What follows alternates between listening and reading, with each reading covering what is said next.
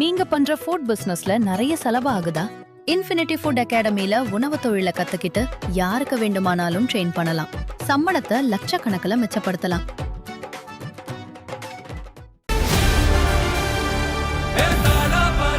மக்களுக்கு நல்லது பண்றதுக்கு அரசியலுக்கு வாங்கடா, கொள்ளை அடிக்கிறது கொலை பண்றதுக்கு அரசியலுக்கு.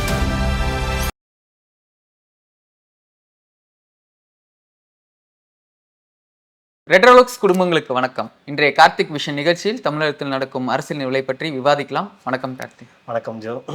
ரெட்ரோலுக்ஸை தொடர்ந்து சப்ஸ்கிரைப் பண்ணுறவங்களுக்கு நன்றி. பண்ணாதவங்க தொடர்ந்து சப்ஸ்கிரைப் பண்ணிவிட்டு வீடியோக்களை பாருங்கள். நேற்று நல்ல ஒரு ஆதரவு காலியாத்தா இன்னைக்கு நிகழ்ச்சி நல்லபடியாக போனாத்தா எடுத்திருக்க டாபிக் அந்த மாதிரி. ஆமாம், இல்லை இன்னைக்கு வந்து பெருசாக டாபிக்லாம் ஒன்றுமே இல்லை, ஆனால் பெரிய டாபிக் இருக்கு. ஆனா பெரிய டாபிக் பேசுறதுக்கு நிறைய இருக்குன்னா கூட சரி இதை பேசலாமே அப்படின்னு ஜோ விருப்பப்பட்டாரு. இல்ல நிறைய பேர் கமெண்ட்ஸ்ல வந்து கேட்டிருக்காங்க, இந்த மாதிரி திட்டங்கள் எல்லாமே வருது, இது வந்து நிறைய மறக்கடிக்கப்படுது, இது எல்லாமே மக்களுக்கு கொண்டு போய் சேர்க்கணும், இது வந்து அப்படியே அடங்கிருதுன்ற மாதிரி மழுங்கடிக்கப்படுகிறது. ஆமா, மறக்கிறது வேற, மழுங்கடிக்கிறது அப்படி ஒண்ணு இல்லவே இல்லைன்னு மழுங்கடிக்கிறது தான் அது. இல்ல இது மறக்கடிக்கிறதுன்னு சொல்லலாம், அடிக்கப்படுதுன்னு சொல்லலாம். மறதி நம் தேசிய வியாதி. ஆமா, அவர் பேசுறதுக்குள்ள அடுத்த ஒரு 10 செய்தி உள்ள போடணும், அடுத்தது அது மறந்து போயிருதுல்ல. மறதி நம் தேசிய வியாதி. உனக்குதான் யாரு முதல்ல வந்திருக்கு. அது மாதிரி நிறைய பேர் கேட்டுக்கிட்டே இருக்காங்க. திட்டங்கள் அப்படின்னு நம்ம பார்த்துட்டு இருக்கோம், ஒவ்வொருத்தரும் வாக்குறுதி அள்ளி வீசிக்கிட்டே இருக்காங்க. இந்த வாக்குறுதி அப்படின்றத நம்ம எப்படி பார்க்கறது? முதல்ல வந்து எது நல்ல வாக்குறுதி, எது வந்து தேவையானது அப்படின்றத நம்ம பார்க்கணும்.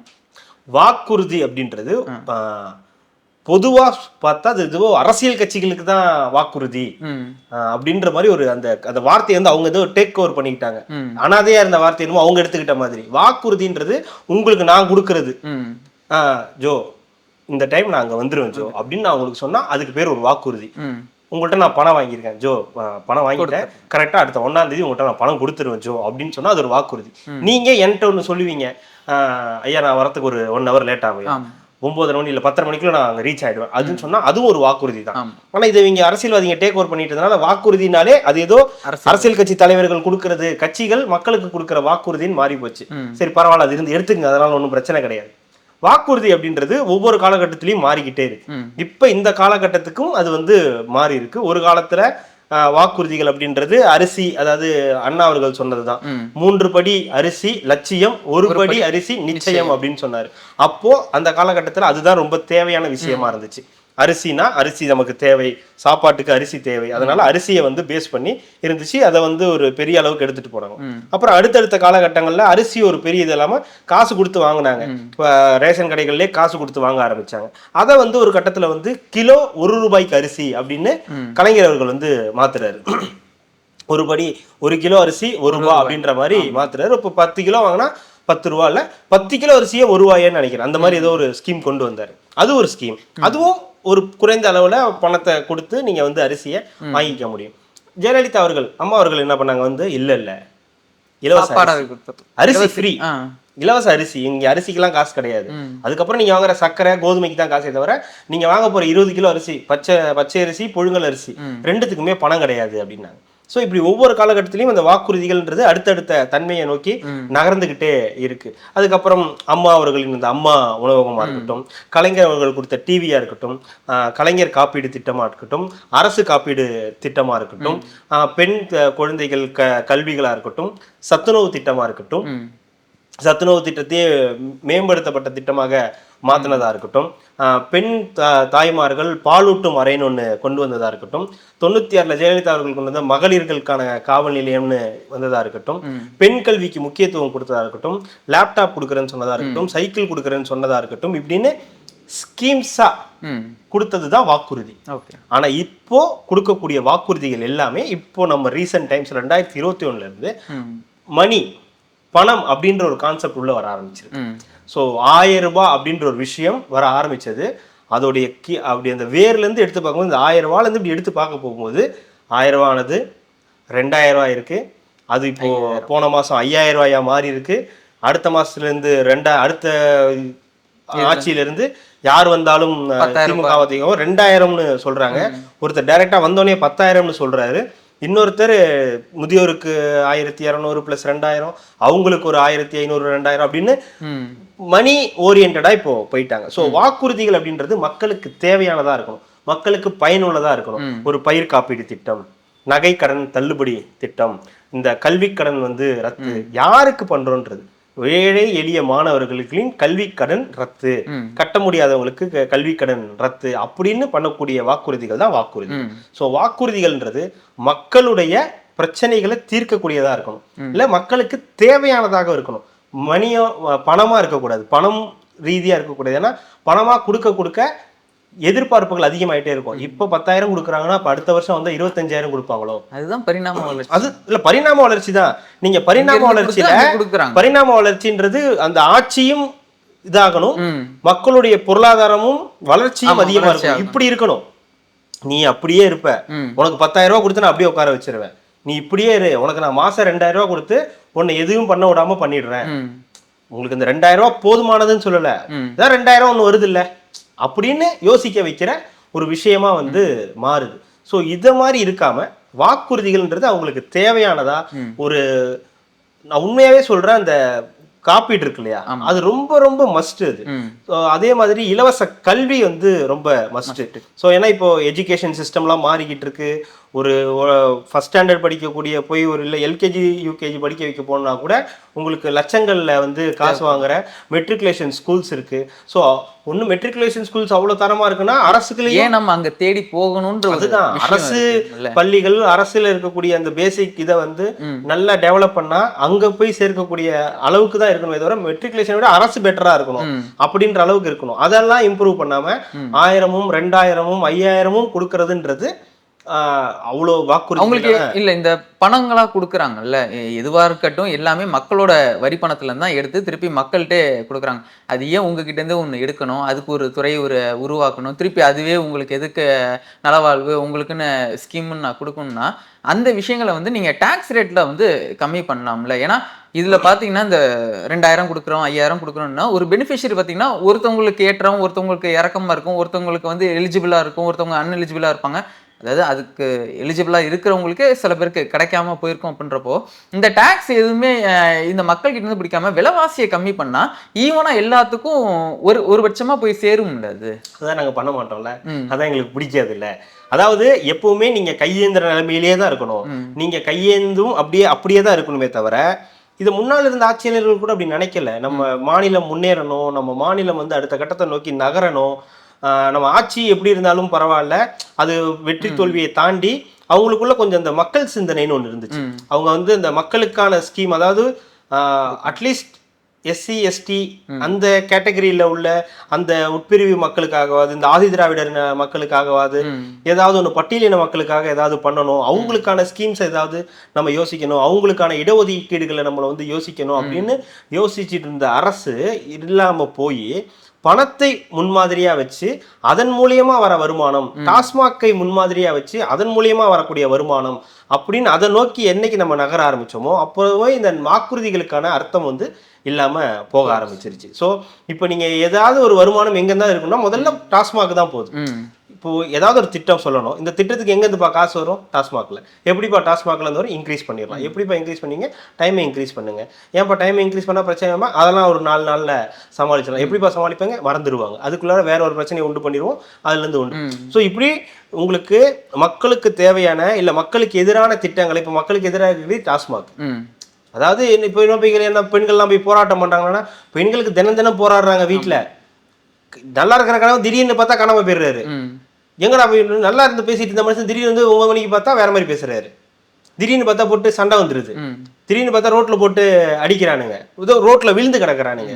நம்ம பாக்குறோம்ல, இங்கே ரோட்ல விழுந்து கிடக்கு. சரி, ஏன் இதெல்லாம் நடக்குதுன்னு பார்த்தா டாஸ்மாக்ல. நாங்களா போய் குடிக்க சொல்றோம். அப்புறம் ஏன் நீங்க ஏன் திறந்து வைக்கிறீங்க? நீங்க போய் குடிக்க சொல்லல, நீங்க திறந்து வைக்கிறீங்க, அவன் போய் குடிச்சிட்டு போயிடறான். நீங்க மூடிட்டு போயிருந்தீங்கன்னா அவனும் போயிருப்பான். இப்போ இந்த தஞ்சாவூர் இதில் பார்த்தீங்களா, நியூஸ் பார்த்தீங்களா? செக் பண்ணிட்டு போகும்போது பார்த்தீங்கன்னா இந்த போதைப் பொருட்கள் எல்லாமே அந்த ஹான்ஸ் அந்த இதுன்னெலாம் போட்டு இங்கே தான் எல்லாமே ஒழிச்சிட்டாங்களே, அப்புறம் எப்படி அங்கே கிடக்குது? இந்த ஹேண்ட்ஸு கூழ்லிப்பு இந்த மாதிரி சொல்லக்கூடிய இதை சில பேர் நம்ம வீடியோஸை துபாயில இருக்கக்கூடிய ஸ்ரீலங்கால இருக்கக்கூடியவங்க எல்லாம் பாக்குறாங்கன்னு நினைக்கிறேன். நிறைய பேர் என்னன்னு தெரியல எல்லாமே போதை வஸ்துக்கள் தாங்க. அதாவது இப்ப எப்படி சிகரெட் பாக்கு இதெல்லாம் சொல்லுவாங்க அந்த மாதிரி ஒவ்வொரு வகையில ஒவ்வொன்றும் இங்க இந்த ஊர்ல இந்த சென்னையில இந்த தமிழ்நாட்டுல புழங்கிட்டு இருக்கு. ஸோ இதெல்லாம் ஒழியலை. இந்த குட்கா அப்படின்னு சொல்லி இங்கே குட்காவை எடுத்துகிட்டு போய் மு.க. ஸ்டாலின் அவர்கள் காட்டினார் இல்லையா சட்டசபையில், அப்பயும் அது இருந்துச்சு, இப்பவும் இது இருக்கு, எப்பவும் அது இருக்கும். ஏன்னா இதை தடுக்கிறதுக்கு எந்த அரசாங்கமும் எந்த வழிவகையும் செய்யலை, யாரும் செய்ய போறதும் இல்லை. ஏன்னா இதெல்லாம் வருமானத்தை பெருக்கக்கூடிய ஒரு வழி. ஒரு சிகரெட்டை வந்து உற்பத்தி பண்ணி இவங்க தான் விற்பாங்க. அவங்க வந்து அவங்க கூடவே அரசுல இருப்பாங்க, அவங்க கூட்டணி அரசுல இருப்பாங்க. இதே அளவுதான் இந்த போதை வஸ்துக்களை உண்டு. அதாவது இதை தடுக்கிறோம் மக்கள் முதல் புரிஞ்சுக்கணுமா இல்ல அது எப்படின்றது தெரியல. ஒரு பாக்கெட் ஒரு 5 ரூபான்னு வச்சுக்கோங்களேன். இப்போ இங்க தமிழ்நாட்டுல வந்து தடை பண்றாங்கன்னு வச்சுக்கோங்களேன். ஒரு பாக்கெட் 5 ரூபாய்க்கு விற்குதுன்னா அது எப்படியோ மறைமுகமா இங்க தமிழ்நாட்டுக்குள்ள கொண்டு வந்துடுறாங்கன்னா அது அந்த பாக்கெட்டே இங்க வந்து 50 ரூபாய்க்கு மேலதான் விற்பாங்க. அப்போ இதுக்கிடையில வந்து இருக்கிற அந்த ஒரு அதிகாரிகளுக்கெல்லாம் தெரியாம ஒரு கமிஷன் போகாம இது வந்து எதுவுமே யாருக்கும் தெரியாம நடக்கிறது இல்லை. எல்லாருமே எல்லாருக்கும் தெரிஞ்சு நடக்கக்கூடிய விஷயம் தான். அந்த படிநிலை இருக்கு இல்லையா, 1 2 3 4 5 6 7 8 இருக்கு இல்லையா, இது அங்க ஆரம்பிச்சு எண்டு வரைக்கும் இது இருக்கு. இது இவங்களுக்கு தெரியாம ஒரு பாக்கெட் கூட, ஒரே ஒரு சிங்கிள் பாக்கெட் கூட இந்த சரௌண்டிங் சுத்த முடியாது. ஸோ இது எல்லாருக்கும் தெரிஞ்சு நடக்க. இதை நீங்க கேட்கிற விஷயம் அப்படின்னா ரொம்ப காமனான விஷயம். அது எப்படி அப்படின்னு, அது அப்படிதான். அதுக்கு வந்து உங்களுக்கு அதுல டிஸ்கிரிப்ஷனே பண்ண தேவையில்லை. இது எல்லாமே எல்லாருக்கும் தெரிஞ்சதா. திடீர்னு ஒரு நடவடிக்கை எடுப்பாங்க. திடீர்னு பார்த்தா ஒரு வாரம் எங்கேயுமே எதுவுமே இருக்கக்கூடாது அப்படின்னு சொல்லி எல்லாம் எடுப்பாங்க. இல்ல இப்ப இதுக்கு என்ன தீர்வு? அப்போ ஒரு சிஸ்டமே டோட்டலா கரெக்டா இருக்கு அப்படின்றப்போ இது எப்படி நம்ம வந்து சரி பண்ண முடியுன்ற ஒரு கேள்வி இருக்கு. எல்லாருமே ஒரு மாற்றத்தை மட்டும் எதிர்பார்க்கறாங்க. ஆனா நம்மளும் அந்த கரப்ஷனுக்குள்ளே இருந்துட்டு நம்ம மாற்றத்தை எதிர்பார்க்கறதுன்றது எந்த விதத்துல சாத்தியமா இருக்கு? நீங்க கேட்கிற இந்த கேள்விக்கு பதில் கிடையாது. ஏன்னா இது வந்து ரொம்ப எல்லாரும் போய் யோசிச்சு எல்லாரும் ஒரே மாதிரி சிந்தனையில இருந்து எங்களுக்கு இது வேண்டாம், எங்களுக்கு இதெல்லாம் தான் வேணும்னு யோசிக்க வேண்டிய விஷயம். இந்த வீடியோ பார்க்கக்கூடியவங்க நிறைய பேர் இதை பயன்படுத்துறவங்களா இருப்பாங்க. ஓகேங்களா? இப்போ அவங்களால அது இல்லாம இருக்க முடியாதுன்ற ஒரு மைண்ட் செட்டுக்கு வந்துருவாங்க. நிறைய பேருக்கு உண்மையாவே இருக்க முடியாது. இப்போ திடீர்னு டாஸ்மாக் இழுத்து மூடுறோம் அப்படின்னு சொன்னா அவங்களாம் நிறைய பேர் இதாயிடுவாங்க. கொரோனாலே எவ்வளவு பேர் என்னென்ன வேலைகள் பார்த்தாங்கன்னு உங்களுக்கு தெரியும். என்னத்தையும் கலக்கி குடிச்சு செத்து போனவங்க எல்லாம், கொரோனா வராம இதனால செத்து போனவங்க ஏகப்பட்ட பேர் இருக்காங்க. அதாவது இதெல்லாம் படிப்படியா குறைக்க வேண்டிய கடமை எந்த அரசு வந்தாலும் இருக்கு. ஆனா எந்த அரசும் அதை பத்தி வந்து கவலைப்படுறது இல்லை. அது பாட்டுக்கு அது ஒரு பக்கம் புழங்கிட்டு தான் இருக்கு. சின்ன பசங்க கையில அதாவது ஒரு கூலிப்பு மாதிரி விஷயங்கள் கிடைச்ச வரைக்கும் கூட வந்து எல்லாரும் விட்டுட்டாங்க. ஆனா இப்ப அதை தாண்டி ஒரு விஷயம் போயிட்டு இருக்குல்ல, அந்த மாதிரி என்னென்னமோ சின்ன நகத்துல வச்சு இது பண்றது, அது இது அப்படின்னு என்னென்னமோ போகுது இல்ல. அதை யோசிக்கும் போதுதான் அப்ப நம்ம அடிப்படையில இருந்து இதை சரி செய்ய வேண்டிய கட்டாயம் இருக்கு. அது ஒரு டாஸ்மாக் விஷயமா இருக்கட்டும், இந்த மாதிரி பாக்கு, இந்த மாதிரி பான் பிராக், இந்த மாதிரியான விஷயங்களா இருக்கட்டும், இதையெல்லாம் ஒருத்தர் வந்து யாராவது ஒருத்தர் விஜய்னு சொல்லல, இப்போ எடப்பாடி அவர்களோ இல்ல சீமான் அவர்களோ அது சொன்னா கூட மக்கள் சிரிப்பாங்க. மக்கள் சிரிக்கிறத தாண்டி மக்கள் வந்து கரெக்ட் இல்ல அப்படின்னு யோசிச்சா கூட அதை மழுங்கடிக்கிறது செய்யறதுக்குன்னு ஒரு நெட்வொர்க் இருக்கு. சோ இதுதான் இன்னைக்கு நம்ம பேச வந்த டாபிக். ஆமா, அதுக்கு தான் இவ்வளவு இன்ட்ரோடக்ஷன். இப்பதான் வந்து அதாவது இப்போ இது ஒரு நெட்வொர்க் அப்படின்னு சொல்றேன்னா ஒரு பெரிய சாம்ராஜ்யம் இது. ஓகேங்களா? ஒரு திமுக அதிமுக ஒரு 75 வருஷ சாம்ராஜ்யம், ஒரு 50 வருஷ சாம்ராஜ்யம். ஸோ அப்போ விஜய் மாதிரி ஒருத்தர் உள்ள வராரு. ஸோ ஒண்ணுமே எக்ஸ்பீரியன்ஸ் கிடையாது. 2 வருஷம் தான் இருக்கு. 3வது வருஷத்துல அடி எடுத்து வச்சிருக்காங்க. ஸோ அவரும் வந்து அவருடைய சினிமா கேரியர்ல இருந்து வந்திருக்காரு. சினிமா கேரியர்ல அவரும் நிறைய மோசமான படங்கள் நடிச்சிருக்காரு. தவறான முன்னுதாரணங்கள் மாதிரியான படங்கள், சிகரெட் பிடிக்கிறது, குடிக்கிறதுன்ற சில விஷயங்கள்ல நடிச்சிட்டு வந்திருக்காரு. ஆனா அதே நேரத்துல கத்தி அப்படின்ற மாதிரியான விவசாயிகளுக்கு தேவையான படம், ஒரு துப்பாக்கி மாதிரி ஒரு நாட்டுக்கு ஒரு தேவையான ஒரு படம் அப்படின்னு எடுத்திருக்காரு. அதுல ஒரு சிலருக்கு கருத்து இருக்கலாம், முரண்பாடு இருக்கலாம். அதுல இஸ்லாமியர்களை வந்து தவறா சித்தரிச்சாங்க அப்படின்னு. நான் சொல்றது அவருடைய பாயிண்ட் ஆஃப் வியூல இந்த மாதிரி சில படங்கள் வந்து நடிச்சிட்டு வந்திருக்காரு அப்படின்னும் போது 2 வருஷ கட்சி வந்து ஒரு தேர்தல் வாக்குறுதியை கொடுக்குறாங்க. ஓகேங்களா? ஸோ இந்த தேர்தல் வாக்குறுதியில நேத்து நம்ம பேசினபடி அவர் சில முக்கியமான இதெல்லாம் சொன்னார். 2 ஏக்கர் நிலம் வைத்திருக்க அரசு ஊழியர் அல்லாத ஒரு குடும்பத்தில் இருக்கக்கூடிய மாணவர்கள், விவசாயமான பொறியியலோ மருத்துவமோ எது படிச்சாலும் செலவை அரசே ஏற்கும் அப்படின்னாரு. நல்லது, நல்ல ஒரு வாக்குறுதி. அப்புறம் வந்து ரேஷன் கடைகள்ல அந்த சரிபாதி ஆண் இடையாளர் பெண் இடையாளர் ஒரு பிரச்சனை இருக்கு. ஆண் விற்பனையாளருக்கு ஆண் இடையாளர், பெண் விற்பனையாளருக்கு பெண் இடையாளர்னு ஒரு பிரச்சனை இருக்கு. அதுக்கு சொல்லக்கூடிய காரணங்கள் வந்து அவங்களுக்கு பாலியல் ரீதியான பிரச்சனைகள் வருது, அதனால அப்படி போடுறாங்க. அப்படி பார்த்தா பாலியல் ரீதியான பிரச்சனை எல்லா இடத்துலயும் வருது. அது பஸ்ல போகும்போது வரும், ட்ரெயின்ல போகும்போது வரும், மற்ற அரசு அலுவலகங்கள்ல கூட வரும். இந்த அதை நான் சொல்றது இதுல இந்த பேக்கெட்ல கொடுக்கணும் அப்படின்னு சொன்னதா இருக்கட்டும், தரமாவும் சுகாதாரமாவும் இருக்கும், தரமாவும் இருக்கும். அதே மாதிரி வெயிட் வந்து கரெக்டான அவங்களுடைய இது வந்து அவங்களோட கேட்டுதான் வந்து முடிவெடுக்கணும். அவங்களுக்கு எதிரான எந்த சட்டம் போட்டாலும் அதை வந்து நம்ம வந்து ஏத்துக்க மாட்டோம். ஸோ இந்த பாயிண்ட் எல்லாம் இவ்வளவு இருக்கு, ஒரு 5-6 பாயிண்ட் இருக்கு. அதுல ஒரு நான் விவசாயியா பிறப்பேன், அடுத்த ஜென்மத்துல விவசாயியா பிறப்பேன், அதெல்லாம் அரசியல் டைலாக், அதெல்லாம் வந்து எல்லாருமே சொல்றதுதான். நான் வந்து அப்படியா இருந்தாலும் அப்படின்னா இதெல்லாம் வந்து ஒரு அரசியலுக்கான வசனங்கள்னு வச்சுங்களேன், அதை ஒதுக்கிடுங்க. இல்லை இப்போ இது சொன்னதுல இருந்து நம்ம ஒரு சின்ன பாயிண்ட் எடுத்துட்டு வருவோம். இது எல்லாம் பார்த்தீங்கன்னா ஒரு சார்பா கிராமப்புற சார்பா இருக்கிறவங்களுக்கான ஒரு திட்டங்களா இருக்குது. விஜய் அவர்கள் வந்து எடுத்து வைக்கிறது எல்லாமே பார்த்தீங்கன்னா ஒரு பேசிக்கான ஒரு வாக்குறுதி தான் எடுத்து கொடுக்குறாங்க. நல்ல தண்ணி, நல்ல சாலை, நல்ல ஒரு போக்குவரத்து, நல்ல ஒரு மருத்துவம், நல்ல ஒரு கல்வியை வந்து நான் வந்து கொடுக்கணும் அப்படின்னு சொல்றதெல்லாம் இதெல்லாம் என்னங்க ஒரு வாக்குறுதி, இதெல்லாம் எப்படி நம்ம சொல்றதுன்னு தெரியல. இதை வந்து ஒரு பேசிக்கான விஷயம். அவர் என்ன பண்ணிட்டு இருக்காரு, என்ன சொல்லிட்டு இருக்காரு, அவருக்கு அரசியல் நாலேஜ் இருக்கா இல்லையா அப்படின்ற மாதிரி ஒரு கேள்வி வந்து எடுபடுது. நாம பார்த்துருக்கோம், நம்ம நகர்ப்புறத்துல இருக்கோம், நம்மளுக்கு பஸ் ஈஸியா கிடைக்குது, நம்மளுக்கு எல்லாமே ஈஸியா நம்மளுக்கு கிடைச்சிருது. ஸோ இதை வச்சே நம்ம வந்து அதை ஜட்ஜ் பண்ணிட முடியுமா? ஏன்னா ஒரு 70% நகர்ப்புறத்துல இருக்குன்ற மாதிரி நம்ம வச்சுக்கலாங்க. எல்லாம் மோஸ்ட் ஆஃப் சிட்டிஸ் வச்சுக்கோம். சென்னை, திருச்சி, கோயம்புத்தூர், மதுரை, சேலம், இந்த மாதிரி வந்து ஒரு மோஸ்ட் ஆஃப் பீப்புள்ஸ் வந்து ஒரு 60% வந்து நகர்ப்புறத்தை பேஸ் பண்ணி தான் இருக்காங்க. இன்னைக்கு இருக்கிற ஒரு 8 கோடி பேர்ல வந்து ஒரு 60% நகர்ப்புறத்துல இருக்காங்க. மீதி இருக்கிற 40% மக்களுக்கு இது வந்து எப்படி இருக்கும்? இது இந்த 60% மக்கள் வந்து நம்மளுக்கு எல்லாமே இது இருக்குதே, இது என்ன புதுசா இருக்கு இதுல அப்படின்றத எப்படி பார்ப்பாங்க? இதை ஆல்மோஸ்ட் நீங்களே சொல்லிட்டீங்க. நகர்ப்புறத்துல இருந்து கிராமப்புறங்களுடைய பிரச்சனைகளை அணுகவே முடியாது. ஸோ நகர்ப்புறத்துல இருக்கிறவங்க நிறைய பேர் கிராமத்துல இருக்கிறவங்களா இருந்தாலும் நகர்ப்புறத்திலேயே வாழ்ந்து நகர்ப்புறத்திலேயே செட்டில் ஆனவங்கள்ட்ட போய் கிராமத்தோடைய பிரச்சனையை வந்து அட்ரஸ் பண்றதுன்றது இது கிடையாது. அது போய் அவங்கள்ட்ட எவ்வளவு சீக்கிரம் இது ஆகாது. ஆனா நிறைய பேர் கிராமத்திலிருந்து வந்தவங்க தான், அந்த கிராமத்திலேயே போய் அந்த அவங்க அப்பா அம்மா கூட கிராமத்திலேயே இருக்கிறவங்க தான். ஆனா அவங்களுக்கு அந்த பிரச்சனையா இருக்காது. அவங்களுக்கு இங்க என்ன பிரச்சனை, நான் எப்படி சொல்றேன், இப்ப நீங்க சாலை வசதிகளை பத்தி சொன்னீங்க. இன்னைக்கு கூட சாலையில ஏதோ ஒரு நேற்று முன்னாடி நினைக்கிறோமா, பெயிண்ட் மட்டும் அடிச்சு வச்சிருக்காங்க, சும்மா வெறுமனே இருக்கு போட்டு ஒரு 1/2 இன்ச். ஆமா, அவ்வளவுதான், ஒண்ணுமே இல்லை. அவங்க போட்டு ஒரு கொஞ்ச நேரத்துல அந்த இது வந்து அப்படியே பேத்திட்டு வருது. போட்டோடனே நீ ஏன் போய் நோண்டுறன்னு கேட்கக்கூடாது. போட்டு 2 நாள் கழிச்சு நோண்டாலும் அந்த ரோடு அப்படிதான் இருக்கும். ஏன்னா அது ஒண்ணுமே இல்லை, அதுல ஏதாவது இருந்தா தானே அது செட்டில் ஆகுறதுக்கு. அந்த அளவுக்கு அது வந்து இருக்கு. ஸோ அப்போ சாலைகள் நமக்கு வந்து ரொம்ப அவசியமானதா இருக்கு, தேவையான ஒண்ணா இருக்கு. தண்ணீர் ஒண்ணு சொன்னாரு, தண்ணீர் திவால் ஆக போகுதுங்க. இது வந்து நமக்கு பெரிய பிரச்சனை. ஐநா சபையில் இதை பத்தி சொல்றாங்க. இது நமக்கு இன்னும் அப்படியே கனிம வளத்தையும் இதையும் கொள்ளையடிச்சிட்டோம்னா நமக்கு பிரச்சனையாகும், தண்ணி பிரச்சனையாகும் அப்படி தொண்டை தண்ணி வைத்த ஒருத்தர் வந்து சொல்றான். அது எல்லாம் விட்டாச்சு. சரி, அதுக்கப்புறம் வரேன். இந்த அதுல இருக்கு. இது வெயில் காலம் வரும்போது சென்னையில 500 அடி 1000 அடி தோண்டியுமே தண்ணி வராது. அதே மக்கள் தான் கஷ்டப்படுறாங்க. இப்போ கிராமம் இல்ல, நான் கிராமம் நகரம்னு சொன்னதுனால சொல்றேன். கிராமத்துல இருக்கக்கூடிய பிரச்சனை வேற. ஜெயலலிதா அவர்கள் வந்து ஒரு ஸ்கீம் ஒன்று சொன்னாங்க, நல்ல ஸ்கீம். அதுவும் அதே மாதிரி அப்ப கிண்டல் பண்ணப்பட்டுச்சு. ஆடு மாடு கொடுக்கறது அப்படின்னு சொல்லி. இது என்ன ஆடு மாடு வச்சுக்கிற நகரத்துல என்ன பண்ணுவாங்க, நாங்க என்ன டெய்லியும் அதுல பால் பீச்சு குடிக்கணுமா வைக்கணுமா? அவங்க வந்து நகரத்துக்கு சொல்லவே இல்லை. அவங்களுடைய சிந்தனை கிராமத்தில் இருக்கக்கூடிய பெண்கள், கிராமத்தில் இருக்கக்கூடிய ஆட்களுக்கானது. ஸோ அவங்களுக்கு அங்கே ஆடு கட்டுறதுக்கும் மாடு கட்டுறதுக்கும் அங்கே வயல்வெளியில் கொண்டு போய் விடுறதுக்கும் அது மேயறதுக்கும் இடம் உண்டு. அதை வந்து கொடுக்கும்போது கறவை மாடுகள் இந்த மாதிரி கொடுக்கும்போது அவங்களுக்கு அது அடுத்தடுத்து குட்டி போடுறது, அதன் மூலியமா ஒரு அடுத்த கட்டத்துக்கு நகர்றதுக்கு, இல்லை பால் வியாபாரம் பண்றதுக்கு, இல்லை பாலை எடுத்துட்டு கொண்டு போய் ஒரு இடத்துல கொடுத்து சம்பாதிக்கிறது. டெவலப்மெண்ட்டுக்கான ஒரு சின்ன டீ கடையில் ஒரு 5 லிட்டர் கொடுக்குறாங்கன்னு வச்சுங்க, ஒரு 3 லிட்டர் கொடுக்குறாங்கன்னு வச்சுங்களேன். ஒரு பால் வருது, ஒரு நாள் 2 நாள் ஒரு பாலை கொண்டு போய் கொடுத்தா அது அவங்களுக்கு வருமானம் தானே.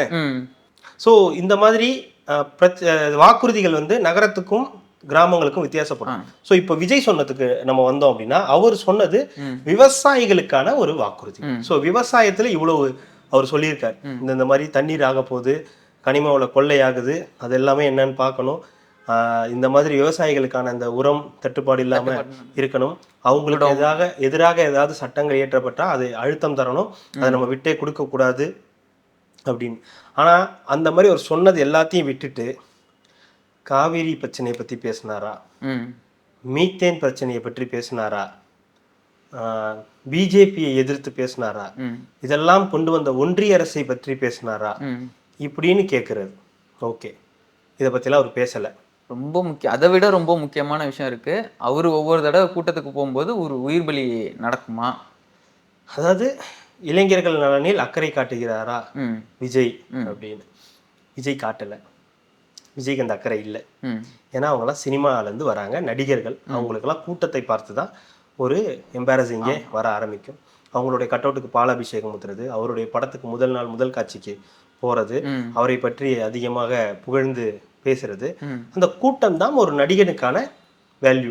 ஸோ அவர் வரும்போது அவருக்காக நம்ம வந்து அவரை பார்த்துடணும், ஒரு தடவையாவது பார்த்துடணும் அப்படி. ஸோ அது கொஞ்சம் காலப்போக்கில் அது கொஞ்சம் சரியாகிறதுக்கான வாய்ப்புகள் இருக்கு.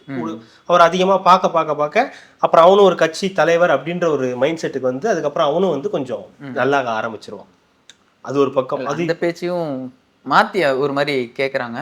இதே அவர் இத்தனை வருஷம் ஷூட்டிங் போனார்ல, அப்பெல்லாம் இந்த மாதிரிலாம் நடக்குதா? அவர் இந்த ஷூட்டிங் இப்பதான் ஏன் இப்போ ஏன்னா அவர் வந்து இந்த மாதிரிலாம் நம்மளை அப்படியே க்ரௌடு வந்து அப்படியே நம்ம தேடி வரணுன்றது இவர் ஆசைப்படுறாரு அப்படின்றதுனாலதான் இவர் இந்த மாதிரி விஷயங்கள்லாம் பண்றாருன்ற ஒரு டிபேட் தாங்க, வேற எதுவுமே நான் சொல்லவே இல்லை. ஒரு அரசியல், ஒரு சினிமாக்காரர் அரசியலுக்கு வராரு அப்படின்னு சொன்னதுக்கு அப்புறம் தான் இந்த பிரச்சனை.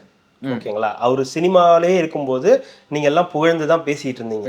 அவர் வீட்டுக்கு வருமான வரித்துறை ரைடு வந்தப்பயும் நீங்க அவருக்கு ஆதரவா தான் நின்னீங்க.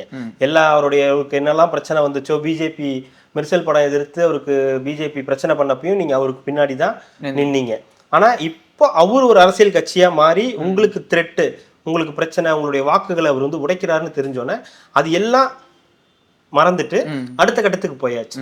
வந்து அவர் வந்து ஒன்றியத்தை எதிர்த்து புரியவே இல்லை. தொடர்ந்து நம்மளும் சொல்லிக்கிட்டே இருக்கோம், ஒன்றிய அரசை இந்த பாஜகவை எதிர்த்து பேசணுன்றது வேணும். ஆனா அதையே சட்டமாக்குறீங்க. நீங்க அவரை பத்தி பேசவே, உங்க ஆளுங்களே பேச மாட்டேங்கிறாங்கயா.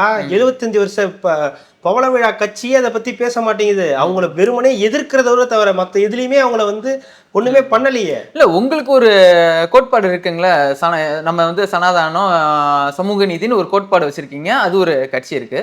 அதே மாதிரிதான் பிஜேபிக்கு வந்து சனாதானங்களா அதை வச்சு அவங்க வந்து கோட்பாடை வச்சு ஒரு கட்சியை வந்து ரன் பண்ணிட்டு இருக்காங்க.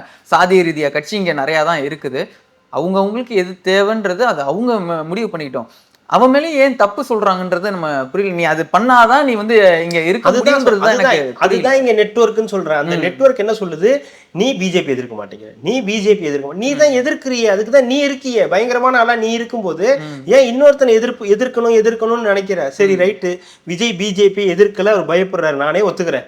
விஜய்க்கு பிஜேபி எதிர்க்கிறதுல பல சிக்கல்கள் இருக்கு.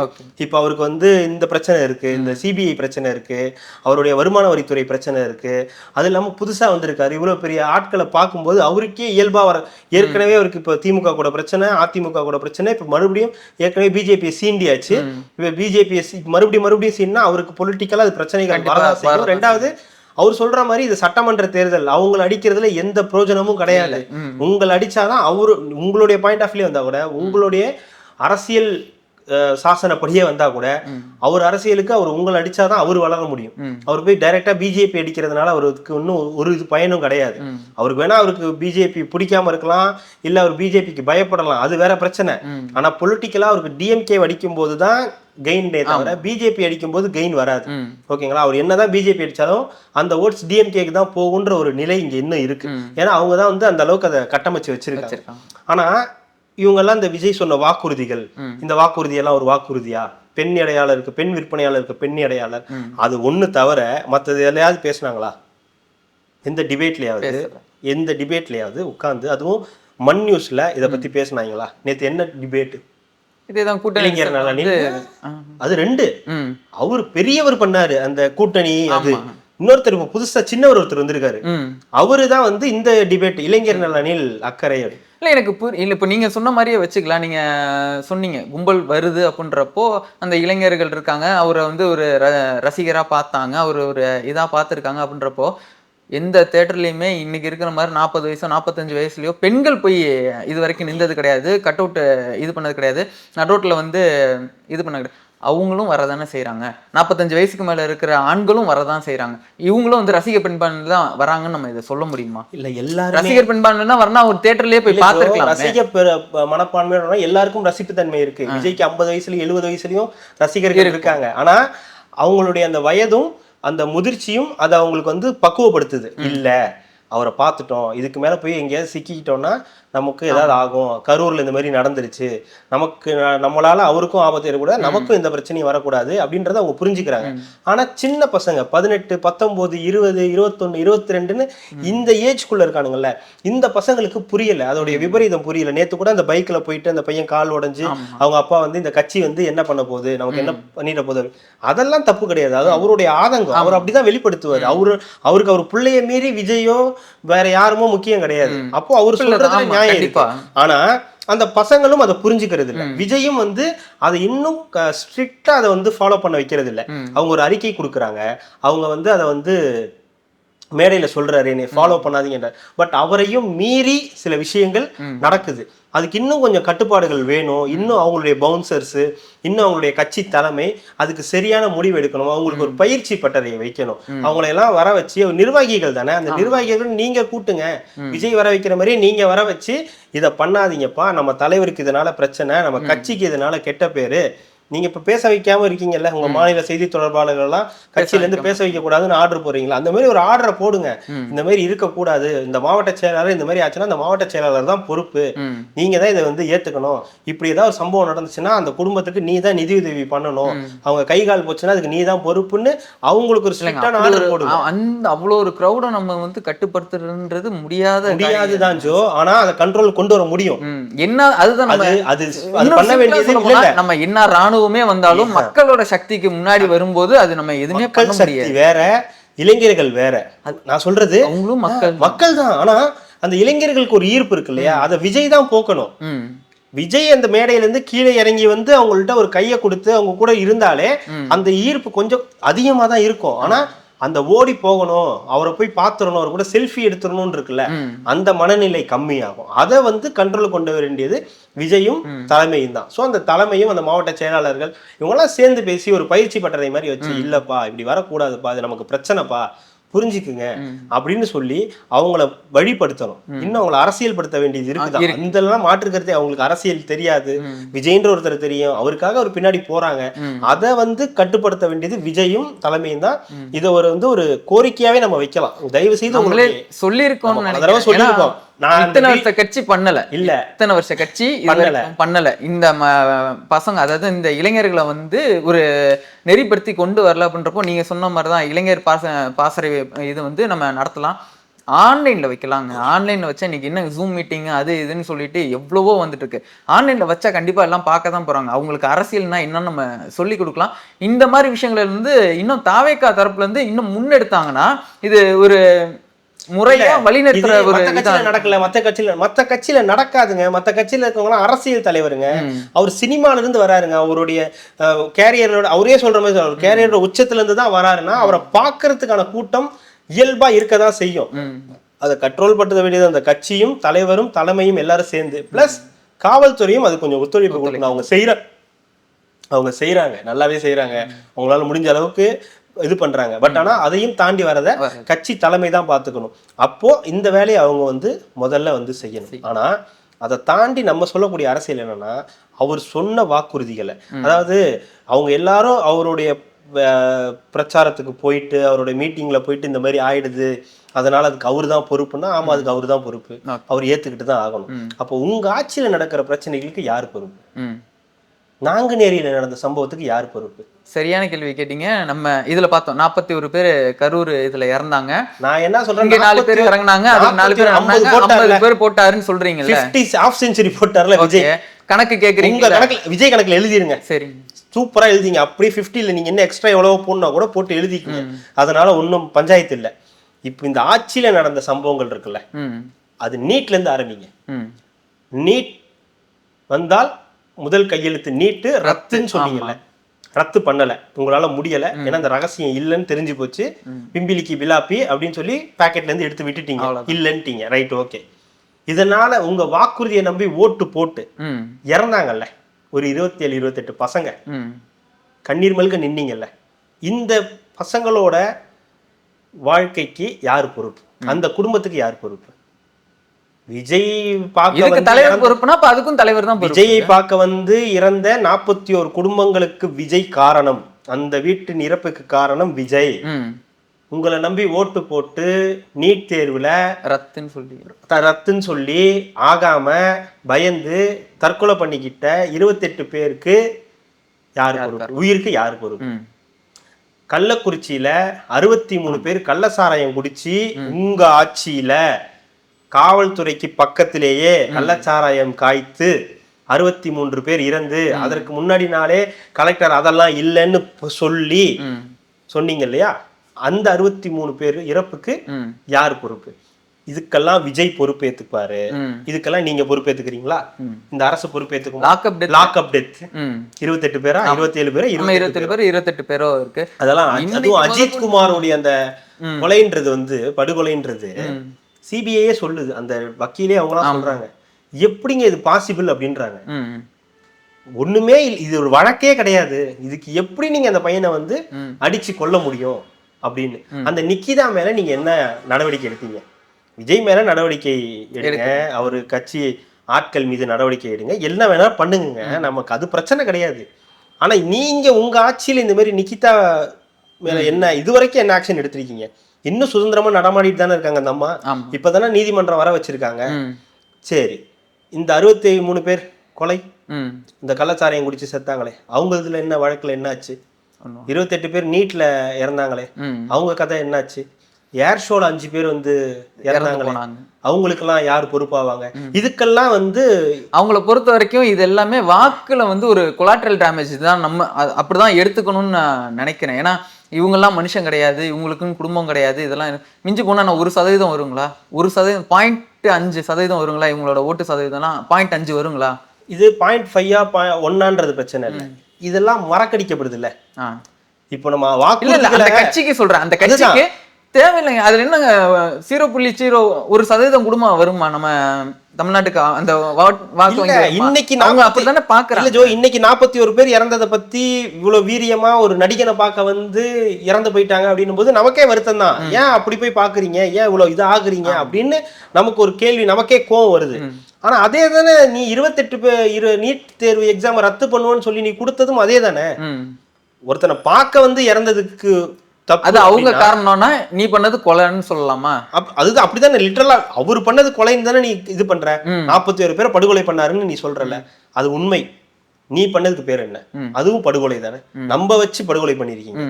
63 பேர் உங்க ஆட்சியில சாராயம் குடிச்சு இறந்து போயிருக்காங்க, அதுவும் கிட்டத்தட்ட அந்த மாதிரி ஒரு இதுக்கு தானே வரும். அதே மாதிரி தானே மத்த இந்த ஏர் ஷோல நடந்ததா இருக்கட்டும், மற்ற அந்த இது லாக்அப் டெத்தா இருக்கட்டும், எல்லாமே சாதி ரீதியா கொலை எவ்வளவோ நடக்குது. அது இப்போ நாங்குநேரியில நடந்துச்சு, இந்த அடுத்தது வந்திருக்கு. அதுதான் நாங்குநேரியில நடந்தது.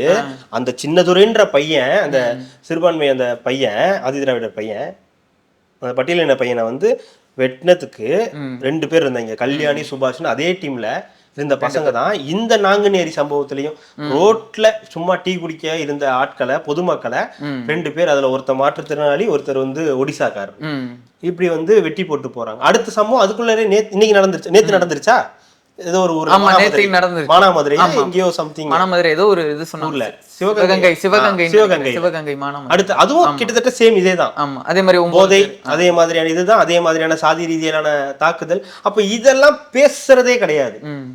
இதுக்கு மெயினான ரீசன் யார் நம்ம சொல்லலாம்? ஊடகம் ஒரு விஷயம் நம்ம சொல்லலாம் மட்டும் கிடையாது ஜோ, இது ஒரு நெட்வொர்க். நான் தான் சொல்றேன், தொடர்ந்து சொல்றேன், இது ஒரு நெட்வொர்க். இவங்களுக்கு கீழே வேலை செய்யறதுக்கு யாருங்க அப்ப கேள்வி கேட்கறது? அவ்வளவு ஆட்கள். 4வது ஜனநாயகன் தூண் எதுன்னு பாத்தீங்கன்னா நம்ம ஊடகத்தை தாங்க சொல்ல முடியும். ஆனா அவங்க தாங்க கேள்வி கேட்கணும். 5 வருஷத்துக்கு முன்னாடி இது இப்படி இல்ல ஜோ. ஒரு 5 வருஷத்துக்கு முன்னாடி பாத்தீங்கன்னா இது இப்படி கிடையாது. சோசியல் மீடியா இவ்வளவு பூம் ஆகல.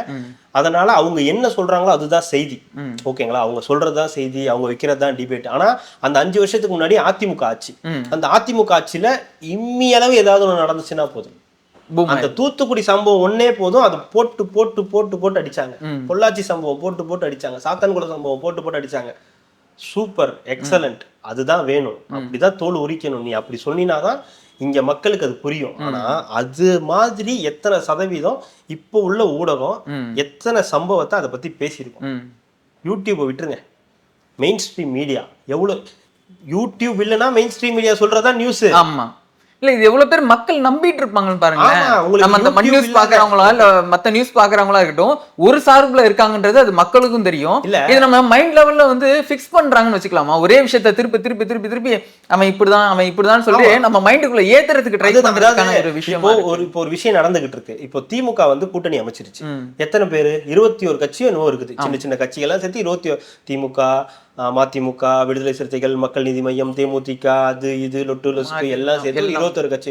இதே 2024 என்டிஏ இவரு நம்ம எடப்பாடின்ற மோடி அவர் வந்து ஒரு கூட்டணி அமைக்கிறார். கிட்டத்தட்ட 37 கட்சிகள் என்னவோ லெட்டர் பேடு இதெல்லாம் சேர்த்து. அன்னைக்கு வந்து தாம்தம் பாத்தீங்களா, 37 கட்சிகளோட கூட்டணி வச்சு இவங்க வந்து ஜெயிக்கிறாங்க. 37 கட்சிகள் இல்லைன்னா இவங்களால ஒண்ணுமே பண்ண முடியாது. இந்தியா கூட்டணிக்கு அகைன்ஸ்டா, இந்தியா கூட்டணியில் எத்தனை பேர் இருக்காங்க? திமுக இருக்கு, விடுதலை சிறுத்தைகள் இருக்கு, மம்தா இருக்காங்க, கெஜ்ரிவால் இருக்காரு, அவர் இருக்காரு, இவர் இருக்காரு அப்படின்னாங்க. அப்புறம் பார்த்தா அங்க பார்த்தா 37 பேர் என்னவோ லெட்டர் பேட்லாம் சேர்த்து ஒரு 37 கட்சியை சேர்த்தனா ஆச்சு பூச்சின்னு குதிச்சாங்க. இன்னைக்கு நீங்களும் அதே தானே பண்றீங்க. 21 கட்சி, லெட்டர் பேட் கட்சி, கருணாசுக்கெல்லாம் ஒரு தொகுதி. அப்புறம் இன்னொரு யாரோ ஒரு தமிமுன் அன்சாரி, அவரு பழைய வீடியோ ஒன்று பேசியிருக்காரு, பயங்கரமான ஸ்பீச். பார்த்தா இன்னைக்கு அவர் அந்த தொகுதியில தான். இதோ சதீஷ் தேமுதிகால, அவருக்கு இன்னைக்கு வந்து மாநிலங்களவை உறுப்பினர். அது அந்த அம்மாட்ட கேட்கறாங்க, உங்க கட்சியில வேற ஆள் கிடையாதா, கட்சியில உழைச்சவங்களுக்குன்னு? அப்போ சதீஷ் உழைக்கலன்னு சொல்றீங்களா நீங்க? சதீஷ் எவ்வளவு உழைச்சிருக்காரு தெரியுமா? நானும் கேப்டனும் இந்த இது கேப்டனுக்காகவும் எனக்காகவும் எவ்வளவு உழைச்சிருக்காரு தெரியுமா? உங்க தம்பி அவரு மச்சான், நீங்க கூப்பிட்டு வச்சுக்கிட்டீங்க, ஒரு வேலை செஞ்சாரு, அதுக்கு ராஜ்யசபா எம்பியா? அந்த கேள்வி அங்கெல்லாம் வரணும், அந்த கட்சிக்குள்ள இருந்துல வரணும். பார்த்தசாரதியோ நல்ல தம்பியோ குடும்பமா உழைக்கிறதுல தப்பு இல்லைன்னு சொல்ற கட்சியோட கூட்டணி போறதுல உண்மைதான். இல்ல நான் என்ன கேள்விக்கு வந்து அப்போ சதீஷ் உழைக்கலையான்னு கேட்டேன்னா, சதீஷ் உழைச்சாரு. சதீஷ் இதுக்காக தானே உழைச்சாரு. ஆமா, சதீஷ் இதெல்லாம் கட்சிக்கு நீ உழைக்காம வேற யாரும் உழைப்பா? உங்க கட்சியில அப்போ முதல் எம்பி பதவியே தம்பிக்கு, ராஜ்யசபா வாங்கின தம்பிக்கு. இதுல இளந்தலைவருக்கு ஒண்ணுமே வேலை இல்ல போல, வரவே காணும். இப்ப இப்படி ஒரு நிலை இருக்கு. இத பத்தி பேசுறதுக்கு இல்ல, இந்த நாங்குநேரி சம்பவத்தை பத்தி பேசுறதுக்கு இங்க ஆள் இல்ல. இங்க தூய்மை பணியாளர்கள் பிரச்சனைகளை பற்றி பேச ஆள், அதையெல்லாம் பேசினாலே இதை மடைமாற்றுறது. விஜய் வந்தாரு பாத்தியா, விஜய் 41 பேர் இது பண்ணாரு பாத்தியா, அது இல்லாம இப்ப ரெண்டாவது இன்னொரு விஷயம் நடந்துகிட்டு இருக்கு.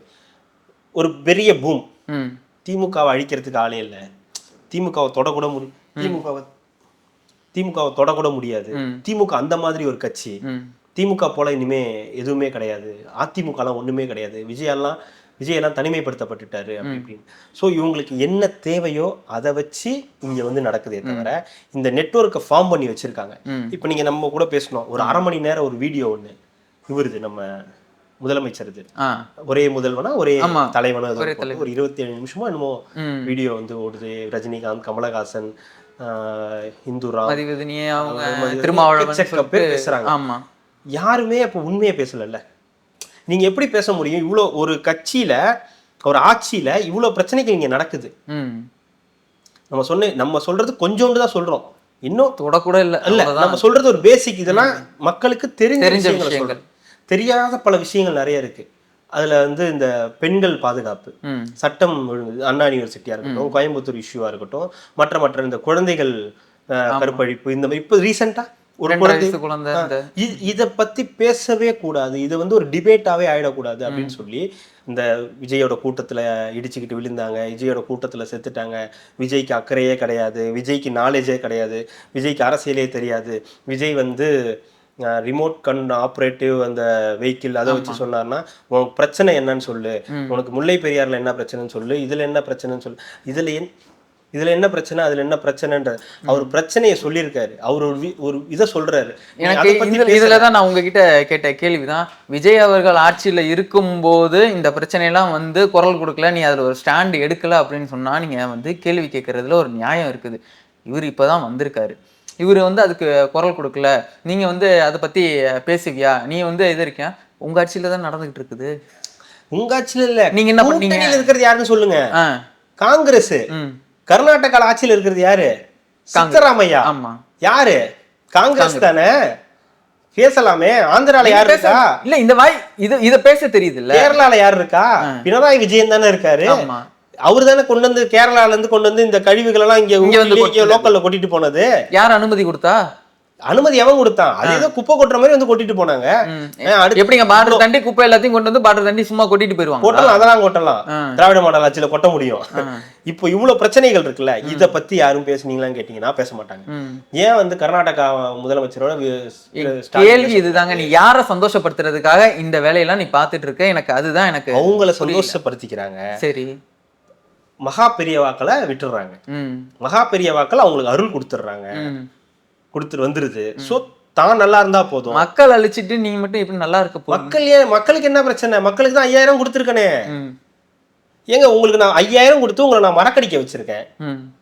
என்னோட நீட் விஷயத்தை நான் மறக்கடிக்க வச்சிருக்கேன், இந்த இபி மேட்டரை மறக்கடிக்க வச்சிருக்கேன், நாட்டில் எல்லா பிரச்சனையும் நான் வாக்குறுதிகளை தவிர மற்றபடி பிரச்சனைகளே சொல்லுங்க, ஆட்சியில் உள்ள பிரச்சனைகளை நான் மறக்கடிக்க வச்சிருக்கேன். காலைனா டெய்லி ஏதாவது ஒரு ஸ்கீம் அனௌன்ஸ் பண்ணிடுறோம், 1000 2000 3000 ஸ்கீம் அனௌன்ஸ் பண்ணிடுறோம். ஸோ உங்களுக்கு அனௌன்ஸ் பண்ணி என்னங்க பிரோஜனம் இருக்கு? 5000 ரூபாய் வந்துச்சுங்களா? எவ்வளவு நாள் ஆச்சு? நம்ம 5000 ரூபாய் வந்துச்சு, இன்னைக்கு அவங்க அக்கௌண்ட் பேலன்ஸ்ல எவ்வளவு 5000 ரூபாய் இருக்குன்னு நினைக்கிறீங்க? ஏன் இருக்கும், எப்படி இருக்கும்? அதெல்லாம் ஏங்க 5000 கொடுத்தா அது வச்சுக்கிட்டே இருக்கணுமா? அவர் சொன்ன மாதிரி வச்சு செலவு பண்ணுங்க, சிக்கனமா செலவு பண்ணுங்கன்னு செய்ய முடியுமா? ஏதோ எடுத்து ஒரு 2 தடவை மட்டன் எடுத்தாலே சரியா போச்சு, இல்ல 3 தடவை மட்டன், வாரத்துல 3 நாள் மட்டன் எடுத்தாலே முடிஞ்சிருக்கும், கிலோவா எடுத்தாலே முடிஞ்சிடும். ஏதோ ஒரு வகையில உதவுச்சுல்ல. உங்களை நான் வந்து இது பண்ணி விட்டேனா இல்லையா?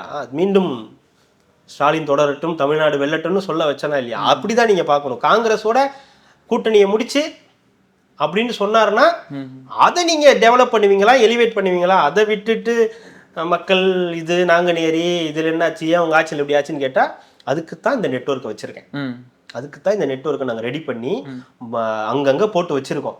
இவர் பேசணும், இவர் அரசியல் விமர்சகர்னு பேசணும், இவர் சமூக ஆர்வலர்னு பேசணும், இவர் பத்திரிகையாளர்னு பேசணும், இப்படின்னு ஒரு நெட்வொர்க்கை ஒட்டுமொத்தமா கிரியேட் பண்ணி வச்சு, ஏன்னா இவங்க ஒரு சாம்ராஜ்யம், ஒரு 75 வருஷம் சாம்ராஜ்யம். ஒரே ஒரு கேள்விதான் இருக்கு, என்ன ஒரு கேள்வி இல்லை, நிறைய இருக்குது. இப்போ ஒரு கேள்வி என்னன்னா, இங்க ஆட்சியாளர்கள் பண்ற தப்பு எல்லாத்தையும் வெளிக்கொண்டு வர்றது ஒரு மீடியாவோட வேலை, ஒரு ஊடகத்தோட வேலை. இன்னைக்கு இந்த ஊடகம் எல்லாமே ஒரு சார்பாவோ இல்ல மறைமுகமாவோ இல்ல ஒருத்தவங்களுக்கு வந்து சாதகமா எல்லாமே பேசிட்டு இருக்கேன். இப்ப இவங்க எல்லாத்தையும் மக்கள்கிட்ட வந்து எக்ஸ்போஸ் பண்ண வேண்டிய பொறுப்பு இப்ப யாருக்கு இருக்குன்றது எதிர்கட்சிகளுக்கு இருக்கு. அவங்களுக்குன்னு 2 ஊடகம் வச்சிருப்பாங்க, அது அவங்க சார்பாவே பேசிட்டு இருப்பாங்க. எல்லா கட்சியும் அவங்களுக்கு ஒரு சார்பு ஒரு ஊடகம், அதாவது அப்படி விட்டுருங்க. இப்போ இவங்களுக்கு திமுகவுக்கு மண் நியூஸ் அவங்களோட செய்திகள் இருக்கு, அவங்க தலைவர் பேர்ல உள்ள செய்திகள் இருக்கு. அதிமுகவுக்கு அவங்களுடைய பேர்ல இருக்கு, இவங்களுக்கு கூட சேனல் இருக்கு. எல்லா கட்சிக்கும் வந்து சேனல் இருக்கு, சின்னம்மாவுக்கு சேனல் இருக்கு. அவங்களோட டெய்லி அவங்களை வந்து ஒரு 30 பேர் 50 பேர் பாக்குறதா அவங்க வந்து நியூஸ் போட்டுக்கிட்டு இருக்காங்க. அதுல பிரச்சனை இல்லை. உங்களுடைய புகழ் பாடுறதுக்கு ஒரு சேனல் வச்சிருக்கீங்க, அது பிரச்சனை இல்லைங்க. ஆனா நடுநிலையா இருக்கக்கூடிய சேனல்கள் இருக்குல்ல, மக்கள் இது நம்பகத்தன்மையான ஒரு செய்தி சேனல்னு சொல்லக்கூடிய செய்தி சேனல் இருக்குல்ல, அங்கேயே இவங்களுடைய ஸ்லீப்பர் செல்ஸ் இருக்காங்கன்ற. அதுதான் சொல்றேங்க. அங்கேயும் கூப்பிடுற ஆட்கள் யாருங்க?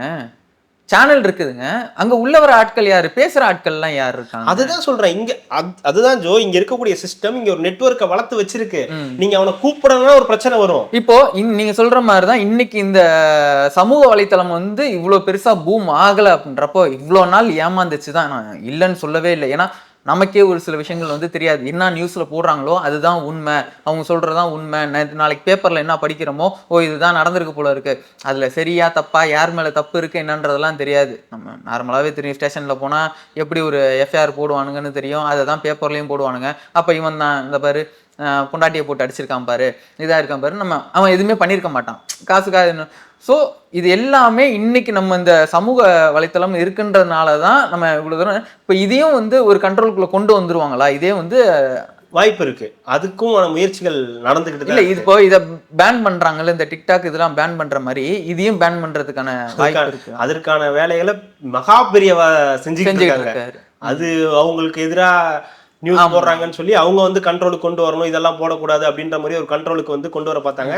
அது இன்னும் ஃபுல்ஃபில் ஆகலை. அது நடந்தா பெரிய பிரச்சனைகள் வெடிக்கும். ஏன்னா அது யூடியூப்லன்னா வேற வேற தளங்கள் உருவாகும், அப்போ அதில் போய் நம்ம யூஸ் பண்ற மாதிரி இருக்கும். இவங்க வந்து என்னன்னா இதெல்லாம் யூஸ் பண்றாங்க, அவங்களுக்கு தேவையான அளவுக்கு யூஸ் பண்றாங்க. இப்போ இந்த சோசியல் மீடியாலையுமே அவங்களுக்குன்னு ஆட்கள் இருப்பாங்கல்ல, அவங்க அதை வந்து அவங்களுக்கு பணம் கொடுத்து இந்த மாதிரி, அதாவது எடப்பாடி பழனிசாமி டெல்லிக்கு போனார், ஏன் டெல்லிக்கு போய் ஏன் இங்கேயே இருந்து பண்ணக்கூடாதா, டெல்லியில தான் பண்ணணுமா, அப்பதானே போய் நீங்க காலில் விழ முடியும், அப்பதானே நீங்க அடிமையா இருக்க முடியும், பாத்தீங்களா கெத்தா அறிவாலயத்துல வந்து எல்லாரையும் வர வச்சாரு, சோடங்கரையே வரக்கூடாதுன்னு சொன்னாரு பத்தியா, கடைசியா சோடங்கரையே வந்து வர வச்சாரு, வரலனாலும் கெத்துன்றான், வந்தாலும் கெத்துன்றான், வரலன்னா சோடங்கரி என் வீட்டு பக்கமே வரக்கூடாதுன்னு ஸ்டாலின் சொன்னாரு, அதனாலதான் ப. சிதம்பரத்தை அனுப்புனாங்க. அடுத்த நாள் காலைல பார்த்தா நைட் அந்தாலும் வந்து நிக்கிறாரு, என்னன்னு கேட்டா சோடங்கரையே வர வச்சு டீல் முடிச்சாரு பாத்தீங்களா, அதுதான் தலைவன் இறங்கிட்டான் அப்படின்னு, கொம்பன் இறங்கிட்டான் அப்படின்னு அதையும் கெத்தா போடுறாங்க. ஒரு கட்டத்துல கலைஞரையே மிஞ்சிட்டாரு, நானும் ஒத்துக்கிறேன், கலைஞரையே மிஞ்சிட்டாரு, கூட்டணியை பில்ட் பண்றதுல கலைஞரை விட பெட்டரா வந்து பண்ணாரு. அது வந்து அவருடைய அரசியல், அவருடைய கட்சியோட அரசியல் தலைவரா அவர் ஒரு சக்சஸ் பண்ணியிருக்காரு, கண்டினியூஸா 4 தேர்தலையும் கூட்டணியை சக்சஸ் பண்ணியிருக்காரு. நான் கேட்கறது கூட்டணி கட்சி தலைவராவோ அரசியல் கட்சி தலைவரா அந்த திமுகவுடைய தலைவரா அவர் என்ன சக்சஸ் பண்ணாருன்றது அது கூட்டணிக்கு தான் முக்கியம், ஆட்சிக்கு முக்கியமானது வேற.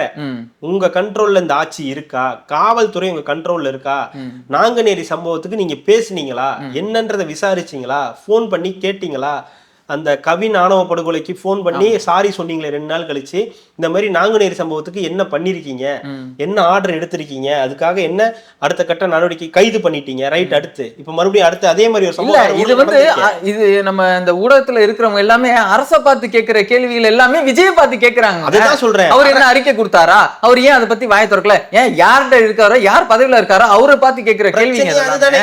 நீங்க எங்களை பார்த்து இந்த கேள்வியை கேட்காம அவனை பார்த்து கேள்வி கேட்கறதுக்கு தான் ஆள் வச்சிருக்கு.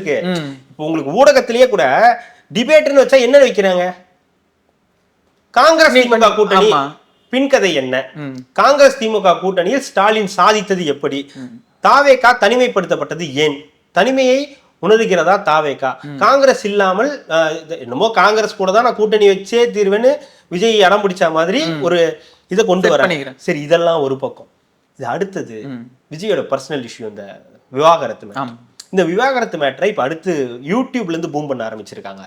எப்படின்னா அடுத்து சங்கீதா அவர்கள் வந்து பெரிய இன்டர்வியூ கொடுக்க போறாங்க, ஒரு 2 hours. ஆமா, யூடியூப்ல ஆல்ரெடி கொடுத்துட்டாங்க, அது இன்னும் ரிலீஸ் பண்ணல, அதை முடக்கிறதுக்கு விஜய் வந்து தயாராயிட்டு இருக்காரு. இது எனக்கு என்ன சொல்றேன்னு தெரியல, அது பச்சையா திட்டிரலாம் இருக்கு. இல்ல சொல்றேன் உங்களுக்கு, இல்ல ஒரு வேலையே இல்லையா உங்களுக்கு, ஏங்க அதுதாங்க வேலையாவே கொடுத்துருக்காங்க, வேலையா இல்ல அதுதான் வேலையாவே கொடுத்துருக்காங்க. உங்களுக்கு புரியுதா? உன் குடும்பத்தை வந்து உள்ள உனக்கு இந்த மாதிரி ஒரு விஷயம் நடந்து 4 பேர் இப்படி தூக்கி போட்டு மிதிச்சாங்க, உனக்கு எப்படி இருக்கும், உனக்கு வந்து இனிக்குமா? என்னை ஆள்பவர்கள் எப்படி இருக்க வேண்டும் என்று தீர்மானிக்க வேண்டியது நான் அப்படின்னு தூய தமிழ்ல வர ஆரம்பிச்சிடுறாங்க. என்னடா திடீர்னு என்னென்னமோ பேசுற, நீங்க 2 நாள் உட்காந்து கேட்டீங்கன்னா நீங்களே மனம் மாறிடுவீங்க, மனம் திருந்துன்னு ஆயிடுவீங்க. நீங்க மனம் திருந்து விஜயை விட்டு ஆமா எல்லாரும் ரொம்ப மோசமானவன் தான் போல, அவன் ஐயோ பொண்டாட்டி புள்ள கூட இல்லையே, இவன் எப்படி நம்மளை நாட்டை காப்பாற்றுவோம் அப்படியே நம்மளை வேற மாதிரி திங்க் பண்ண வச்சிருவாங்க. ஸோ ஊடகமும் இந்த தப்பை வந்து செஞ்சுக்கிட்டு இருக்காங்க. எந்த அரசாங்கத்தை பத்தி கேட்க வேண்டிய இதை நீங்க எப்படி நம்ம ஊடகம்னு சொல்லி நீங்க அட்ரஸ் பண்றீங்க எனக்கு புரியல. எனக்கு ஊடகம் தான், வேற வழி கிடையாது, அதுக்கு வேற இருக்கு, அதெல்லாம் நம்ம சொல்ல முடியாது. நான் சொல்றது என்னன்னா, யாரை பார்த்து கேள்வி கேட்கணுமோ அங்க நான் கேள்வி கேட்க மாட்டோம், அந்த பக்கமே நாங்க திரும்ப மாட்டோம், ஆட்சியில் நடக்கக்கூடிய தவறுகளை சுட்டி காட்டுற மாதிரி எந்த டிபேட்டும் வைக்க மாட்டோம், அதுக்கு தேவையான ஒரு மக்கள் மன்றத்தை வைக்க மாட்டோம், அதுக்கு தேவையான விவாதத்தை வைக்க மாட்டோம். கடந்த ஆட்சியில என்ன நடந்துச்சு, இந்த ஆட்சியில எவ்வளவு பண்ணியிருக்காங்க, என்ன ஒப்பீனியன் இருக்கு அப்படின்னு நாங்க டிபேட் வைக்க மாட்டோம். புதுசா வரவருடைய பிளஸ் என்னவா இருக்கு, மைனஸ் என்னவா இருக்கு, இது என்ன இம்ப்ரூவ் பண்ணணும், இத மாதிரி சொல்றதுக்கும் இங்க மேடைகள் இல்லை. மக்களோட மக்களா நில்லுங்க, மக்கள் கிட்ட கேளுங்க, உங்களுக்கு இந்த ஆட்சியில என்ன குறை இருக்கு, ஊடகத்தையே சொல்றேங்க, உங்களுக்கு என்ன தேவை இருக்கு, இன்னும் உங்களுக்கு மேம்படுத்தணும்னா, உங்களை வாழ்வாதார ரீதியான உங்களுக்கு மேம்படுத்தணும்னா உங்களுக்கு என்ன பண்ணணும், உங்களுக்கு என்ன தேவைன்னு கேளுங்க. செய்ய மாட்டாங்க, எங்களுக்கு கொடுத்துருக்காங்க, இந்த மாதிரி சொல்லியிருக்காங்க, நாங்க அதான் செய்யணும்னு. எங்க கூட்டணியை பத்தி பேசுங்க, ஸ்டாலின் கெத்து காட்டிட்டாருன்னு சொல்லுங்க, வாட்ஸ்அப் அப்படின்னு பண்ணிட்டாருன்னு சொல்லுங்க, முடிச்சிட்டாருன்னு சொல்லுங்க, என்ன வேணாலும் சொல்லுங்க. அதுதான் மெயினே தவிர இங்க நாட்டுல இப்ப இருக்கக்கூடிய பிரச்சனைகள், இப்ப இருக்கக்கூடிய காவல்துறை என்ன பண்ணிக்கிட்டு இருக்காங்கன்ற பிரச்சனைகளை பற்றி பேசக்கூடாது அப்படின்றதுதான் அவங்களுடைய எண்ணம். இதுதான் இங்க விஜய்னு சொல்லல, அதிமுகவுடைய பிரச்சனைகளை கூட பேசுறது இல்ல, அதிமுக சில விஷயங்கள் செஞ்சாலும் அதை பத்தி பேசுறது இல்லை. இப்ப அதிமுக அதை செய்யறது இல்லை, எதிர்கட்சியும் அதிமுகவும் செய்யறது இல்லை. ஆனா பிரச்சனை என்ன, இவர் ஏன் எடப்பாடி வந்து டெல்லிக்கு போனாரு பாத்தீங்களா, கெத்தா வர வச்சாரு பாத்தீங்களா, டெல்லியவே சாச்சிட்டாரு பாத்தீங்களா, ராகுல் காந்தியை முடிச்சு விட்டாரு பாத்தீங்களா, திடீர்னு ராகுல் காந்தி அகைன்ஸ்டா மாறிட்டாங்க.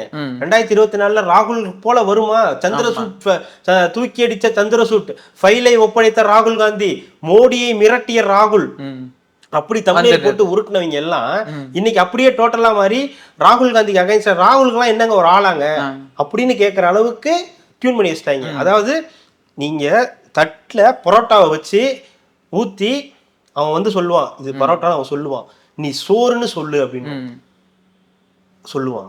இது பரோட்டா சோறு, நல்லா பாரு இது வெள்ளை சோறு அப்படின்னு. பார்த்தாலே தெரியுதுனா நல்லா சவப்பா ஒரு மாதிரி அடிச்சு பரோட்டா வெள்ளை சோறு. உங்ககிட்ட தான் பிரச்சனை, ஒன்றிய அரசு எதிர்க்காததுனாலதான் உன் கண்ணுக்கு அது வந்து பரோட்டாவா தெரியுது, ஒன்றிய அரசு எதிர்க்கிறதுனாலதான் என் கண்ணுக்கு அது சோறா தெரியுது. ஐயோ இவனுக்கு கூட நம்ம பேசிட்டு இருக்கோம். அதாவது இவனுக்கு எப்படி மாத்துறானுங்கன்னா இந்த ஜென்ரேஷனையே இவனுங்க மாத்திட்டாங்க. தற்குறிங்க இவனுங்க, இப்படிதான் இவனுங்க வந்து மடக்கு ஊதிங்க இவனுங்க வந்து. அதாவது ஒரு சில இளைஞர்கள் அப்படி இருக்காங்க, உண்மையா அது வந்து புரியல. ஆனா அவங்க தற்குறிங்க கிடையாது. அவங்கள அடுத்த கடத்துக்கு கொண்டு போகாதது, அவங்களுக்கு என்னன்றதை சொல்லாதது, எதையுமே பண்ணாம அவங்கள வந்து அசால்ட்டா வந்து அடுத்த ஜென்ரேஷனா ரொம்ப கேவலமா பேசி அது ஒரு ட்ரெண்டாவே மாத்திட்டாங்க. என்னன்னா இதுல கேவலம் என்னன்னா அவங்கவுங்க வீட்லயும் அந்த மாதிரியான ஆட்கள் இருக்காங்கன்றதுதான். இப்ப அந்த ஜென்சி கிட்ஸ்ன்றவங்க எல்லாரையும் தானே சொல்றீங்க, இந்த ஜென்ரேஷன் வீட்லயும் தான் இருக்காங்க, உன் வீட்லயும் இருக்கான், உன் வீட்லயும் இருக்கான், எல்லார் வீட்லயும் அந்த பசங்க இருக்கதான் செய்யறாங்க. முதலமைச்சர் வீட்லயும் இருக்காங்க. இன்னைக்கு தயாரிப்பாளர் அவர், இன்னைக்கு ஒரு பெரிய தயாரிப்பாளர், ஒரு பெரிய நேரத்துல 2 ஜாம்பவான்களை வச்சு படம் எடுக்கும் ஒரு தயாரிப்பாளர். அவர் ஒரு ஜென்சி கிட்ஸ். நீ அவரையும் சேர்த்துதான் சொல்ற, அந்த பையனையும் சேர்த்துதான் நீ வந்து தற்குறின்னு சொல்ற. அப்ப அந்த பையனை மட்டும் விட்டுற முடியுமா, அதுல இருந்து எடுத்துட முடியுமா? இல்ல அவருக்கு ஒரு தங்கச்சி இருக்குன்னு நினைக்கிறேன், அவங்கள விட்டுற முடியுமா? அந்த கிட்ஸ்ல இருந்து தூக்கிடலாமா? எதுக்கு கமல் ரஜினியை வச்சு படம் எடுக்கிறீங்க? கொள்கை கோட்பாடு பெரியார் ஈரான்னு வச்சு படம் எடுக்க வேண்டியதானே? பெரியவர்களை வச்சுதான் படம் எடுத்துக்கிட்டு இருக்கோம். அந்த பெரியார் இல்லைங்க, பெரியார் வச்சு எடுக்க முடியலங்க, பெரியவர்களை வச்சு படம் எடுத்துக்கிட்டு இருக்கும். அது இந்த மாதிரி விஷயங்கள் இருக்கு. இது வந்து இதுதான் சொல்றேன், இது ஒரு நெட்வொர்க். இதை வந்து அடுத்தடுத்த கட்டங்கள்ல எப்படி மாத்த முடியும்னு தான் பாக்குறோம். ஒண்ணு, திருடனாய் பார்த்து திருந்தாவிட்டால் திருட்டை ஒழிக்க முடியாதுன்ற மாதிரி தான். நீங்களா உங்களை திருத்திக்கிங்க. இல்லைன்னா மனசாட்சி அடகு வச்சு நான் சொல்றது எனக்கு தெரியல. சொல்றதுக்கு இப்போ ஆதங்கம் இல்ல இருக்குதுங்க, மக்களோட நலன் சார்ந்து நம்ம வந்து பேசிருக்கோம். நம்மளும் போடுறோம், நம்ம வீடியோ போடுறோம் அப்படின்றப்போ நம்ம யாராவது காசு கொடுக்குறாங்க, நம்ம அவருக்கு சாதகமா பேசுறோம், இதுக்கு சாதகமா பேசணும் இல்ல. நம்மளோட வேலை என்ன, ஒரு ஊடகமா இங்க இருக்கும்போது நம்ம என்ன சொல்றீங்க, மக்களுக்கு நல்லதா என்ன சொல்றீங்கன்னா, நீ ஒரு வேலையை செஞ்சுட்டு நிம்மதியா போய் தூங்கணும். நான் இந்த வேலையை இன்னைக்கு செஞ்சேன், சாப்பாடு சாப்பிடும்போது மனசு உறுத்தாதா? அதனாலதான் யாரை ஏமாத்தி எந்த மனுஷனை நோக அடிச்சு நீ அப்படி ஒரு வசதியான ஒரு ஆடம்பரமான வாழ்க்கை நீ வாழ்ற அப்படின்னா அது ஒட்டுமா உனக்கு? முதல்ல ஒட்டுது. கோட் சூட் எல்லாம் போட்டு ஜம்முன்னு தானே உட்காடுறேன், நானும் யூடியூபர்னு சொல்லி கோட் சூட் போட்டு ஜம்முன்னு தானே உட்காந்து பேசுறேன். அப்புறம் என்ன ஒட்டுது? திருப்பி அடிச்சாலும் திருப்பி வந்து உட்கார்ந்து வந்து விஜய் போடுற மாநாட்டுல போய் தான் கக்கூஸ் தண்ணி இருக்கா, கேன் வாட்டர் இருக்கான்னு பாப்பேன். மற்ற கூட்டங்கள் அதெல்லாம் போய் பார்க்க வேண்டிய அவசியம் கிடையாது. ஏன்னா மற்ற கூட்டத்துல சரியா நடக்கும், திமுக கூட்டத்துல சரியா நடக்கும் அப்படின்னு ஒரு சில பத்திரிகையாளர்ன்ற பேர்ல இருக்கும். முதல்ல மக்கள் தான் வந்து புரிஞ்சுக்கணும்ன்றது. மக்கள் அது நீங்க சொல்ற மாதிரி மறக்கடிக்கிறாங்கன்றப்போ அது தெரியல, அது எப்படி மறக்கும்ன்றது தெரியல. ஏன்னா கஷ்டம் நம்ம தான் பட்டுக்கிட்டு இருக்கோம். அன்றோட பிரச்சனையை பாப்பானா அவன் இதை போய் பார்த்துட்டு இருப்பானா? நீங்க சொல்லுங்க. அவனுக்கு தினமும் ஓடுறான். ஒரு கொத்தனார் வேலை செய்யறவங்க, ஒரு சித்தால் வேலை செய்யறவங்க, பெயிண்ட் அடிக்கிறவங்க, பெட்ரோல் பங்க்ல வேலை செய்யறவங்க, ஆட்டோ ஓட்டுறவங்க, கார் ஓட்டுறவங்க, எளிய மக்கள், சின்ன சின்ன கடைகள்ல வேலை செய்யறவங்க, அவங்க அடுத்தடுத்த பிரச்சனைகளை பார்ப்பாங்களா இல்ல இந்த பிரச்சனைகளை ஞாபகம் வச்சுட்டு இருப்பாங்களா? ஏன்னா அவங்களுக்கு அவங்க பிரச்சனை முக்கியம். அது முக்கியம் தாங்க. வாழ்க்கை ஃபுல்லா அவங்க அதே மாதிரி பார்த்துட்டு இருக்கணுமான்ற ஒரு கேள்வி இருக்கு. ஆனா அதை மழுங்கடிக்கிறதுக்கு தான் 5000 போடுறது, அது ஞாபகம் வராம இருக்கிறதுக்கு தான் 2000 எக்ஸ்ட்ரா போடுறது. வாழ்க்கை ஃபுல்லா நீ இந்த வேலையை இதான் பெருசா பாக்குறாங்க. இது மாதிரி இருக்கணும் அப்படின்னு. இப்போ உங்களை டியூன் பண்ணிட்டே தான் நீங்க என்ன பண்ணுவீங்க? உங்களை ஒருத்தன் ஏதோ சுய சிந்தனை வரக்கூடாதுன்றதானே என்னோட இதுவே நோக்கமே. அவனுக்கு சுய சிந்தனை வந்து ஒருத்தன் புதுசா வந்துடக்கூடாது. சுய சிந்தனை வந்து ஒருத்தன் வந்து இத சுய சிந்தனையை வந்து கிளர்ச்சி பண்ணி விடுறதுக்கும் இந்த சைடு ஆள் இல்லையே. உங்களுக்கு இவ்வளவு பிரச்சனை இருக்குங்க, இதெல்லாம் உங்களை இப்படி பண்றாங்கன்னு சொல்லி அதை நீங்க புதுசா வரணும், உங்களுக்கு இதெல்லாம் வந்து நீங்க இப்படி மாட்டிக்கிட்டு இருக்கீங்கன்னு சொல்றதுக்கு இங்க ஒருத்தன் ஆள் இல்லையே. இப்ப விஜயோ, எடப்பாடி பழனிசாமியோ, சீமான் அவர்களோ பேசுறாங்க. அது அந்த அளவுக்கு கிளர்ச்சியா இல்லைல்ல, உங்களை வந்து தூண்டி விடுற அளவுக்கு, உங்களுடைய அறிவை திறந்து விடுற அளவுக்கு இல்லை. இதுதாங்க ஃப்ரம் த பாட்டம்ல இருந்து நம்ம ஆரம்பிக்கும் போது அது அந்த பேச்சே வந்து மறக்கடிக்கப்படுது இல்ல நம்மளுக்கு. அதுக்கு தானே வந்து நடுவுல பைக்கை விட்டு பாத்தீங்களா ஆக்சிடென்ட் ஆயிடுச்சு, செத்து போல இருக்கவன், அந்த குடும்பத்துக்கு யாரு பொறுப்பு? ஏன்னா அந்த குடும்பத்துக்கு யாரு பொறுப்போ அதே மாதிரி தானே இந்த குடும்பத்துக்கு யாரு பொறுப்பு? 28 பேர் அந்த நீட்ல இறந்த பசங்களுக்கும் 63 பேர் சல்லச்சாரையும் குடிச்சு இறந்தவங்க குடும்பத்துக்கும் அதே தானே இருக்கும். அதே தானே நாங்குநேரி குடும்பத்துல இறந்தவங்களுக்கும் இருக்கும்.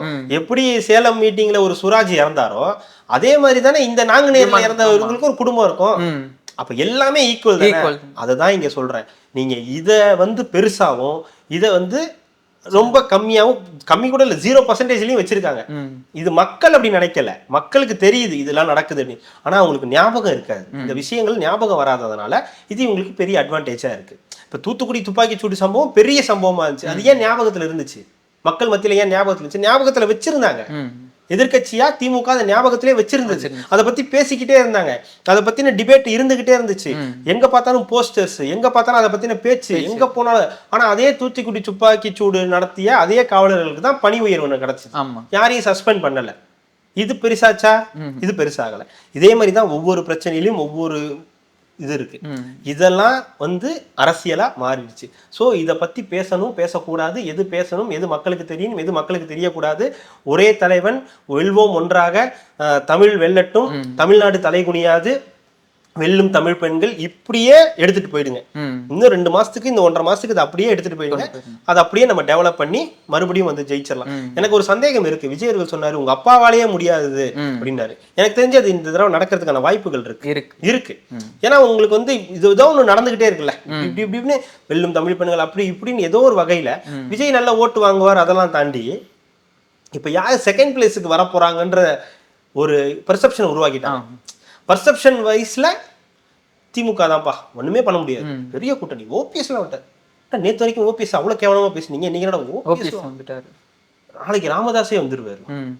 ராமதாஸ் வந்தாலும் திமுக ஒரு பிரச்சனையும் இருக்காது. திருமாவளவன் அப்படியே இருப்பார். ஏன்னா திருமாவளவன் பேசல, அவ்வளவுதான். அதாவது எப்பவுமே ஆளுங்கட்சியா இருக்கும்போது எதிர்கட்சிகள் ரொம்ப ஆக்டிவா இருக்கும். எதிர்கட்சிகள் மட்டும் இல்ல, அதிமுக ஆளுங்கட்சியா இருந்த ஜெயலலிதா அவர்கள் இல்லாத அதிமுக ஆளுங்கட்சியா இருந்தபோது எல்லா நடிகர்களும், கோவன்கள், நக்கீரன்கள் எல்லாரும் ஆக்டிவா இருக்காங்க, பயங்கரமா பேசுறாங்க. அந்த அளவுக்கு டெவலப்மெண்ட் அதிமுக பண்ணல. அந்த அரசியல் அவங்கள்ட்ட பெருசா கை கொடுக்கல. எடப்பாடி பழனிசாமி அவர்களுக்கு பெருசா கை கொடுக்கல. அவர் வந்து ஆட்சி அமைச்சாரு, 4 வருஷம் செஞ்சாரு, நிறை குறைகள் இருந்துச்சு. ஆட்சியை முடிச்சுட்டு எதிர்கட்சியா போய் உட்கார்ந்தாரு. ஆனா இவங்க ஆட்சியில உட்கார்ந்ததுக்கு அப்புறம் எவன் எதிர்கட்சியா இருந்தாலும், அதனாலதான் எதிர்கட்சியில நாங்களா கூட்டணி கட்சி ஒரு பக்கம் போயிடுச்சு. எதிர்கட்சிகளா மாட்டிக்கிட்டது எடப்பாடி, விஜய், சீமான். இதுல சீமான் அவர்களுக்கு பெரிய பிரச்சனை இல்லை. அவர் ஒரு மாதிரி ட்ராக் அவரு தனியா போயிட்டாரு, அவரு பேச வேண்டாம். ஸோ விஜயும் எடப்பாடி பழனிசாமி, இப்போ எடப்பாடி பழனிசாமி அவங்களுக்கு ஒரு ஈஸி டார்கெட் மாதிரி தெரியுது. ஈஸி டார்கெட் இல்லை, ஆனா டார்கெட் மாதிரி உருவாக்கிட்டாங்க. என்னங்க எடப்பாடி மத்திய அரசு மோடியோட கைப்பாவை, மோடி வந்தாரு, அதிமுகன்னு சொல்லவே இல்லை, எடப்பாடி பழனிசாமி முதலமைச்சர்னு சொல்லவே இல்லை. சரி, ஓகே, ரைட், அப்போ வரமாட்டாரு அப்படி. அப்போ அவங்களும் ஒரு தேக்க நிலையில இருக்காங்க. அதிமுகவும் அடுத்த கட்டத்துக்கு நகர முடியாம ஏதோ ஒரு பிரச்சனை அங்கேயும் இருந்துகிட்டே இருக்கு. விஜய் வந்து பேசுறாரு, வராரு, பேசுறாரு, முடிச்சுட்டு போயிடுறாரு. கட்சியோட பணிகள் ஒரு பக்கம் நடந்துகிட்டு இருக்கு. ஸோ இந்த திருச்சியில கூட மாநாடு அதுன்னு சொல்லியிருக்காங்க, ஒரு பெரிய மாநாடு, 3வது மாநாடு பண்ண போறதா சொல்றாரு. இதை தாண்டி என்ன பண்றீங்க? ஒரு கேள்வி வருது இல்ல, இதை தாண்டி நீங்க என்ன இந்த மக்களுக்கு என்ன கொடுத்துக்கிட்டே இருக்கீங்க? எப்படி அவங்கள இப்போ திமுக அப்போ வந்து புது கட்சியா வரும்போது அவ்வளவு ஆக்ரோஷமா இருப்பாங்க. திமுக திமுக திமுகன்னு எல்லாரும் ஒரு பைத்தியமா இருப்பாங்க. அந்த விதை தான் இன்னைக்கு வரைக்கும் அது நிலைச்சு நிக்குது. அந்த மாதிரி தாவேக்கா ஏதாவது பண்ணுதா? இளைஞர்கள் இருக்காங்க, அவங்களுக்காக வேலை செய்யறாங்க, வாரியர்ஸா இருக்காங்க, இணையத்துல இருக்காங்க, களத்துல இருக்காங்க. இணையத்துல இருக்கிறது வேற, இணைய உலகம் வேற. இந்த உலகம் எல்லாமே உண்மை கிடையாது. இதுல வேலை செய்யறது துபாயில இருக்கும், இலங்கையில இருக்கும், எங்கெங்கயோ நாடுகள்ல இருக்கும். ஆனா இங்க இருக்கா? அதுதான் நான் என்னன்னா, ஒரு சார்பா மனசாரன்னு வந்து அடியிலேருந்து ஆமா இது வந்து மக்களுக்கு இதுதான் தேவை, நம்மளுக்கு வந்து புரிஞ்சுக்கிட்டு இவங்க வந்து நமக்கான திட்டங்கள் எல்லாமே கொண்டு வருவாங்க, அது நம்ம இந்த கட்சிக்கு நம்ம வந்து ஆதரவு கொடுக்கணுன்ற அந்த ஒரு எண்ணத்தை வந்து அடிப்படையிலேருந்து இன்னும் கொண்டு வர்றதுக்கான வேலைகளை வந்து மிஸ் பண்றாங்கன்ற நம்ம அது நடக்குது. இப்போ சீமான் அவர்களை பார்த்தோன்னா அவர் இருக்கோ இல்லையோ, அவர் வந்து என்ன பேசுகிறாரோ பேசலனாலும் ஒரு கூட்டம் பார்த்தீங்கன்னா தமிழ் தேசியம் அப்படின்ற அந்த ஒரே ஒரு காரணத்துக்காகவே இன்னமும் அவரை விட்டு போகாமல் அந்த ஒரு உணர்வோட இருக்காங்கன்றப்போ நாமெல்லாம் மக்கள் நம்ம வந்து எல்லாரும் ஒண்ணா இருக்கணும், நம்ம மக்களுக்கான ஒரு இது மக்களாட்சியா இருக்கணுன்றதுக்காக அந்த அடிப்படையை மனசுல இருந்து இவர் நம்ம தலைவரா தேர்ந்தெடுத்துடலாம். அதுதான் சொல்றேன், தமிழ் தேசியமா அவங்க தமிழ் உணர்வோட அந்த கட்சியில நிறைய பேர் இன்னமும் இருக்காங்க. அவர் ஏமாத்துறாருன்னு தெரிஞ்சும், ஏமாத்துறாரு மீன்ஸ் நான் சொல்றது ஜெயிக்கணும்ன்ற வெறி, அது இல்லாம ஜெயிக்கணும்ன்றது இருக்கு, ஆனா எப்படி ஜெயிக்கணும்ன்றது இருக்குல்ல, அப்படி ஒரு வெறி இருந்ததுன்னா ஜெயிச்சு நம்ம இந்த தமிழ் தேசிய பிள்ளைகள் உள்ள போகணும்னு நினைச்சிருந்தா அட்லீஸ்ட் ஒரு கவுன்சிலராக இருந்திருப்போம், அட்லீஸ்ட் ஒரு எம்எல்ஏவாவது இருந்திருப்பான். இத்தனை வருஷத்துல ஒரு எம்எல்ஏவாவது இருந்திருப்பான், ஒருத்தன் கூட இல்லை. நான் அதை பத்தி பேச விரும்பல, அதை விட்டுருங்க. இப்ப விஜய்னு ஒருத்தர் வராரு, எதுல வராரு? நடிகர்ன்ற பிம்பத்துல வராரு. அவருக்கு ஒரு மாஸ் கிரவுட் இருக்கு, இளைஞர்கள் இருக்காங்க. அப்போ விஜயால ஒண்ணு பண்ண முடியும், ஒரு பெரிய புரட்சி மாதிரி ஒண்ணு உண்டு பண்ண முடியும், அவரால் முடியும். அவர்கிட்ட இருக்கிற அந்த கூட்டத்துக்கு அவர் சொன்னா அது வேத வாக்குன்னு நினைக்கக்கூடியவங்களுக்கு அவரால் ஒண்ணு பண்ண முடியும். அவர் பண்றாரு, அவர் பேசுறாரு, அதை தாண்டி ஒண்ணு எதிர்பார்க்கறாங்க. விஜய் ஒரு சூப்பர் ஹீரோவா பாக்குறாங்க அவங்களோட தொண்டர்களும் ரசிகர்களும். அப்போ நீங்க அதுக்கேத்த மாதிரி ஒண்ணு பண்ணணும்ல. ஒரு புதுசா வந்து இந்த திமுகவை நீங்க எதிர்க்கிறீங்கன்னா அதுக்கு ஒரு பெரிய ஆயுதத்தை நீங்க எடுக்கணும். நீங்க அதே பழைய ஃபார்மேட்லயே ஒண்ணு பண்ணிட்டு இருக்கீங்க. நீங்க அவங்களோட டோன்ல இருக்கீங்க, அவங்களோட வைப்ல இருக்கீங்க, அவங்க கூட இணக்கமா இருக்காங்க, ரொம்ப எல்லாம் பண்றீங்க. பட் அதை தாண்டி ஏதோ ஒரு விஷயம் விஜய்கிட்ட எதிர்பார்க்கறாங்க, ஒரு சர்ப்ரைஸ் எதிர்பார்க்கறாங்க. ஏன்னா ஒரு மாற்று எப்பவுமே தேவைன்னு நினைக்கிறாங்க. விஜய் மாதிரி ஒருத்தர் வந்தா சரி ஓட்டு போடலாம்னு நம்புறாங்க. ஆனா சாலிடா விஜய்க்கு தான் நான் ஓட்டு போடுவேன்னு சொல்றதுக்கு ஒரு ரீசன் வேணும்ல, ஒரு நடக்கணும்ல. அதை வந்து தாவேகா மிஸ் பண்ணுது. ஸோ தாவேகாவுமே விஜய் வந்தா விஜய் வச்சு உண்மையான நம்மளே வந்து எவ்வளவோ பேசியிருக்கோம். ஏன் இந்த மாதிரி திட்டங்களை வந்து அவங்க அறிவிக்க மாட்டேங்கிறாங்க, ஏன் இந்த மாதிரி ஸ்கீம்ஸ் வந்து அவங்க கொடுக்க மாட்டேங்கிறாங்க, மக்களோட நல்லதுக்கு வந்து என்ன தேவை என்ன தேவையில்லை. நம்ம என்னங்க ரொம்ப பெரிய இதெல்லாம் நம்ம சும்மா அப்படியே மக்களோட மக்களாக தான் சொல்லிட்டோம். நம்மளுக்கு என்ன தேவை இருக்குது தேவையில்லை, நம்மளுக்கு எது வேணும் வேணான்றதெல்லாம் நம்மளே பார்த்துட்டு தான் இருக்கோம். அந்த மாதிரி விஷயங்கள் எல்லாம் பெருசாக இன்னும் அது முன்னெடுக்காம. அதுதான் இப்போ நம்ம இப்படி பேசுறது கூட எப்படி நினைப்பாங்கன்னா, 2 வருஷ கட்சி ஏன் இப்படி சொல்றீங்க, அவர் நாங்கள் அவரை குறை சொல்லலை, நாங்கள் அவர்கிட்ட இதெல்லாம் பண்ணா நல்லா இருக்கும், ஏன்னா அது அவரால் முடியும். அவர்கிட்ட அவ்வளோ ஒரு க்ரௌடு போகுதுன்னா சும்மா ஒருத்தனை பார்க்க வெறும் சினிமா நடிகன் அதனால நாங்கள் அவனை பார்க்க போறோம்லாம் கிடையவே கிடையாது. விஜயகாந்தையும் அப்படிதான் நினைச்சாங்க. அவர் வந்து சினிமா நடிகர்னால போல அவர் மேல உள்ள அபிமானம், அவர் வந்து ஒரு நம்பிக்கையா பார்த்தாங்க. ஆனா அவர் வந்து காலகட்டம் அந்த மாதிரி ஜெயலலிதா கருணாநிதின்ற ஒரு காலகட்டத்தில் மாட்டிக்கிட்டாரு. ஆனா அவரால் ஒண்ணு பண்ண முடிஞ்சது, இவங்களை மெஜாரிட்டி வர முடியாம முடிஞ்சது, இவங்களை ஆட்சிக்கு வர முடியாம பண்ண முடிஞ்சது. ஸோ அதை விட அதிகமான ஒரு பிரபலம், அதை விட அதிகமான ஒரு கூட்டம், அதுவும் இளைஞர்கள் கூட்டம், சின்ன பசங்க முதற்கொண்டு உங்களுக்காக இன்ஃப்ளூயன்ஸ் பண்ற அளவுக்கு ஒண்ணு நடக்குதுன்னா அப்ப நீங்க ஒண்ணு பண்ணணும்ல அவங்களுக்காக.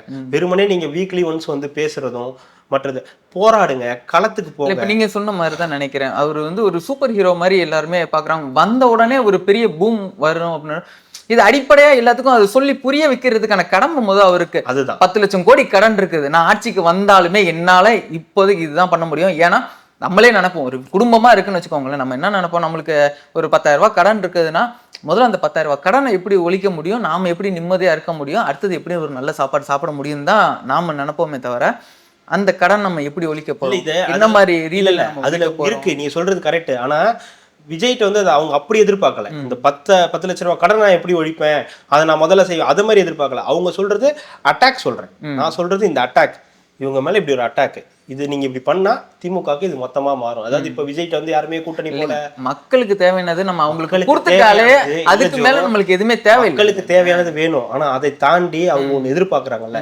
இதுக்கு சரியான ஆள் நீதான்னு நாங்க நினைக்கிறதுக்கு ஒண்ணு பண்ணணும்னு நினைக்கிறாங்கல்ல, அதை இன்னும் பண்ணல. அப்படின்னு பாத்ரூம் விஷயம் சொன்னாருங்களா, ஸ்கூலுக்கு வந்து அது வந்து ரொம்ப பெரிய விஷயமா எல்லாராலையுமே ஒரு விஷயமாங்க. தாப்பால் போட்டா மக்கள் மத்தியில சொல்றேங்க நான் மக்கள் மத்தியில நான் சொல்றேன், ஊடகத்துல நான் சொல்லவே இல்லை. மக்கள் மத்தியில எல்லாருக்கிட்டையுமே ஒரு நல்ல ஒரு வரவேற்பு வந்து அந்த மாதிரி இந்த மாதிரி அடிப்படையில இருந்து தினம் அடிப்படையான சில விஷயங்கள் சொல்றாங்கல்ல, அது என்னங்க அப்படின்றது, எனக்கு ஏக்கருக்கு 2 அது என்னங்க அது அப்படி சொல்லும் போதே இல்ல, ஓ இது அவ்வளவு பெரிய விஷயம் இல்லையோ அப்படின்னு ஒரு பொது புத்தியில ஒண்ணு வர வைக்கப்படுது இல்ல. அதை தாண்டி அவங்க பண்றது என்னன்னா, இதுதான் அவர் கூட்டத்துக்கு போனா செத்துருவார், அவர் கூட்டத்துக்கு போனா இந்த பிரச்சனை வந்துடும், அவர் கூட்டத்தில் இந்த மாதிரிலாம் நடக்கும். ஆனா அதுவே ஒரு ஆட்சியில நடக்கிறத யாரும் கேள்வி கேட்கறது. இதுக்கு முதல்ல ஒரு விடிவு காலம் வரணும். அதுக்கப்புறம் தான் நீங்க சொல்ற மற்ற விஷயங்கள். ஏன்னா இது வந்து ரொம்ப முக்கியமானது. ஒரு பொது புத்தியில எதையாவது ஒண்ணு விதைச்சுக்கிட்டே, ஆனா நம்ம மக்கள் புரிஞ்சுப்பாங்க. அந்த கடைசி கட்டத்துல புரிஞ்சுக்கிட்டு ஓட்டு போடுவாங்க. ஆனா மாத்தி மாத்தி தான் ஓட்டு போடுவாங்க. இந்த புதுசா வரவங்களுக்கு ஓட்டு போடு. நான் என்ன சொல்றேன், நீங்க யாருக்கு வேணாலும் ஓட்டு போடுங்க. திமுகவுக்கோ அதிமுக நல்ல வேட்பாளருக்கு ஓட்டு போடுங்க. திமுகலையும் நல்ல வேட்பாளர் இருப்பாங்க, அதிமுகலையும் நல்ல வேட்பாளர் இருப்பாங்க, தாவேக்காலையும் நல்ல வேட்பாளர். ஸோ உங்களுக்கு வேட்பாளர்களை நல்ல வேட்பாளர்களா தேர்ந்தெடுத்தீங்கன்னா, ஏன்னா இப்போ திமுக நல்ல வேட்பாளர் இருப்பாரு, அந்த லோக்கல்ல எல்லாரையும் தெரிஞ்சவரா இருப்பாரு, ரொம்ப இணக்கமா இருப்பாரு, அந்த தொகுதிக்காக நிறைய விஷயங்களை செஞ்சிருப்பாரு, உண்மையாவே அந்த மக்களுக்காக அவர் வந்து நிறைய எஃபெக்ட் எடுத்திருப்பாரு, தொடர்ந்து அங்க எம்எல்ஏவா இருப்பாரு. இப்ப அவர் வேண்டாம், எனக்கு அவருக்கு பதிலா இவர் வேணும் அப்படின்னு முடிவு பண்றாங்கன்னா, முடிவு பண்ணணும்னா அதுக்கு ஒட்டுமொத்தமா திமுக மேல ஒரு கோவம் இருக்கணும்ல. அந்த கோவத்தை உண்டு பண்றது யாரு? கோவமே இருக்காதுன்னு சொல்ல முடியாது. இவ்வளவு பிரச்சனைகள் நடந்திருக்கு, இதெல்லாம் நடந்திருக்கு, ஆனா நலத்திட்ட உதவிகளும் பண்ணியிருக்காங்க. ஸோ ரெண்டுத்தையும் மிக்ஸ் பண்ணி நீங்க பேசி உங்க பக்கம் திருப்புறதுக்கு உங்ககிட்ட என்ன இருக்கு, இதுதான் கேள்வி. இதுக்கு நீங்க ஒரு வாரத்துல ஒரு நாள் வந்து ஒரு மீட்டிங் போட்டு பேசினா சரியா. உடனே என்ன சொல்லுவீங்க, அவருக்கு வந்து இது இல்லை, அவருக்கு வந்து ஆப்ஷன் கிடைக்கல, கொடுக்க மாட்டேங்கிற. கொடுத்தாலுமே கூட என்ன பண்ணுவீங்கன்னு ஒரு கேள்வி இருக்குல்ல. கொடுக்குறாங்கன்னு வச்சுக்கோங்களேன், எப்படி இதெல்லாம் வந்துடும், தேர்தல் கமிஷன்லாம் வந்ததுக்கு அப்புறம் உங்களுக்கு நடக்கும். அதுக்கப்புறம் நீங்க என்ன பண்ணுவீங்க, எப்படி அடுத்த கட்ட? அதுவுமே வந்து ஒரு தவறான ஒரு இதுன்னு கூட சொல்லலாம். ஜெயலலிதா அவர்கள் கூட 2 மீட்டிங் தான் போட்டாங்க, 3 மீட்டிங் தான் போட்டாங்க, அவங்க போய் இது இல்லையா. அது வேற. இன்னைக்கு இருக்கிற பிரச்சனைகள் வந்து அவங்க வேற இல்ல, அவங்க வேறன்றது வேற இல்ல, அவங்களுக்கு இருந்த எதிர்பார்ப்பு வேற, அப்ப ஆட்சியில் இருந்த பிரச்சனைகள் வேற. இன்னைக்கு எப்படி நிலைமை இருந்துச்சுன்னா, அந்த சூழல் உங்களுக்கு தெரியுமா தெரியல, கொதிநிலையில இருந்துச்சு. எப்படா இது முடியும் அப்படின்னு ஒரு நிலை இருந்துச்சு. அதனால உடனே கட் பண்ணி அந்த ஆட்சி வரணும்னு ரெடி பண்ணாங்க. அவங்களும் ரொம்ப எஃபெக்ட் எடுக்கல. தேமுதிக மட்டும் தூக்குங்க போதும், வேற யாரும் வேண்டாம் அப்படின்னு தேமுதிக மட்டும் அழகா தூக்கி 41 சீட்டை கொடுத்து 29 சீட் ஆக்கி எதிர்கட்சியே இல்லாம பண்ணாங்க. அந்த மாதிரி ஒரு பவர் வந்து நீங்க ஆட்சிக்கு வர வரதான் நடக்கும். உங்களுக்கு எக்ஸ்பீரியன்ஸ் வர வரதான் கிடைக்கும். விஜய்க்கு அந்த எக்ஸ்பீரியன்ஸ் கிடைக்குது. அவருக்கு கூட்டங்களுக்கு போகும்போது எக்ஸ்பீரியன்ஸ் கிடைக்குது, அவர் கூட்டங்களுக்கு அனுமதி கிடைக்கலன்ற எக்ஸ்பீரியன்ஸ் கிடைக்குது, பர்சனல் மேட்டர் வரைக்கும் அவருக்கு இப்போ எக்ஸ்பீரியன்ஸ் ஆகுது. ஸோ ஒரு 41 மரணங்கள் அவருக்கு ஒரு பெரிய அனுபவமா இருக்கும். இதுக்கப்புறம் கூட்டங்களை எப்படி நடத்தணுன்ற அளவுக்கு அவர் இப்போ எக்ஸ்பீரியன்ஸ் ஆயிருப்பாரு. அடுத்து இப்போ எலெக்ஷன் வரும். அந்த எலெக்ஷன்ல அவருக்கு ஒரு அனுபவம் கிடைக்கும். இந்த அனுபவத்தெல்லாம் வச்சுக்கிட்டு அடுத்த கட்டத்தை அவர் அந்த நகர்த்துவாரா, அவருக்கு என்ன பொசிஷன் கிடைக்குதோ, செகண்ட் பிளேஸோ ஃபர்ஸ்ட் பிளேஸோ தேர்ட் பிளேஸோ எது கிடைச்சாலும் நமக்கு தெரியாதுல்ல. ஸோ அதை வச்சு அவர் இந்த அரசியல் அடுத்த கட்டத்துக்கு நகர்த்துவாரா அப்படின்றது தான். ஆனால் அதுக்கு முன்னாடியே அவர் முன்னாடி வைக்கப்படுற கேள்விகள், அவரை போய் நோண்டுறது, இல்லை அவரை வந்து ஒண்ணுமே இல்லைன்னு சொல்றது, இது எல்லாமே இந்த நெட்வொர்க் செய்யக்கூடிய வேலைகள். ஸோ அந்த கட்சியும் சில விஷயங்களை புரிஞ்சுக்கிட்டு செய்யணுன்றது தான் நம்மளுடைய இது. நிறைய இன்னும் விஷயம் இருக்கு பேசுறதுக்கு. நம்ம வேலை வாய்ப்பு பத்தி பேசலாம்னு பார்த்தோம், போதைப் பொருள் பத்தி பேசலாம்னு பார்த்தோம். தாங்காது, மக்களும் தாங்க மாட்டாங்க. அது இவ்வளவு சீரியஸா? ஆமா, அது தாங்காது. அது இன்னொரு நேர்காணல்ல நம்ம வந்து கண்டிப்பா வச்சுக்கலாம். அதையும் வந்து வைக்கணும், பார்ட் 2ல அது பேசுவோம். மிக்க நன்றி. மகிழ்ச்சி. மக்களுக்கு நல்லது பண்றதுக்கு அரசியலுக்கு வாங்கடா, கொள்ளை அடிக்கிறது, கொலை பண்றதுக்கு அரசியலுக்கு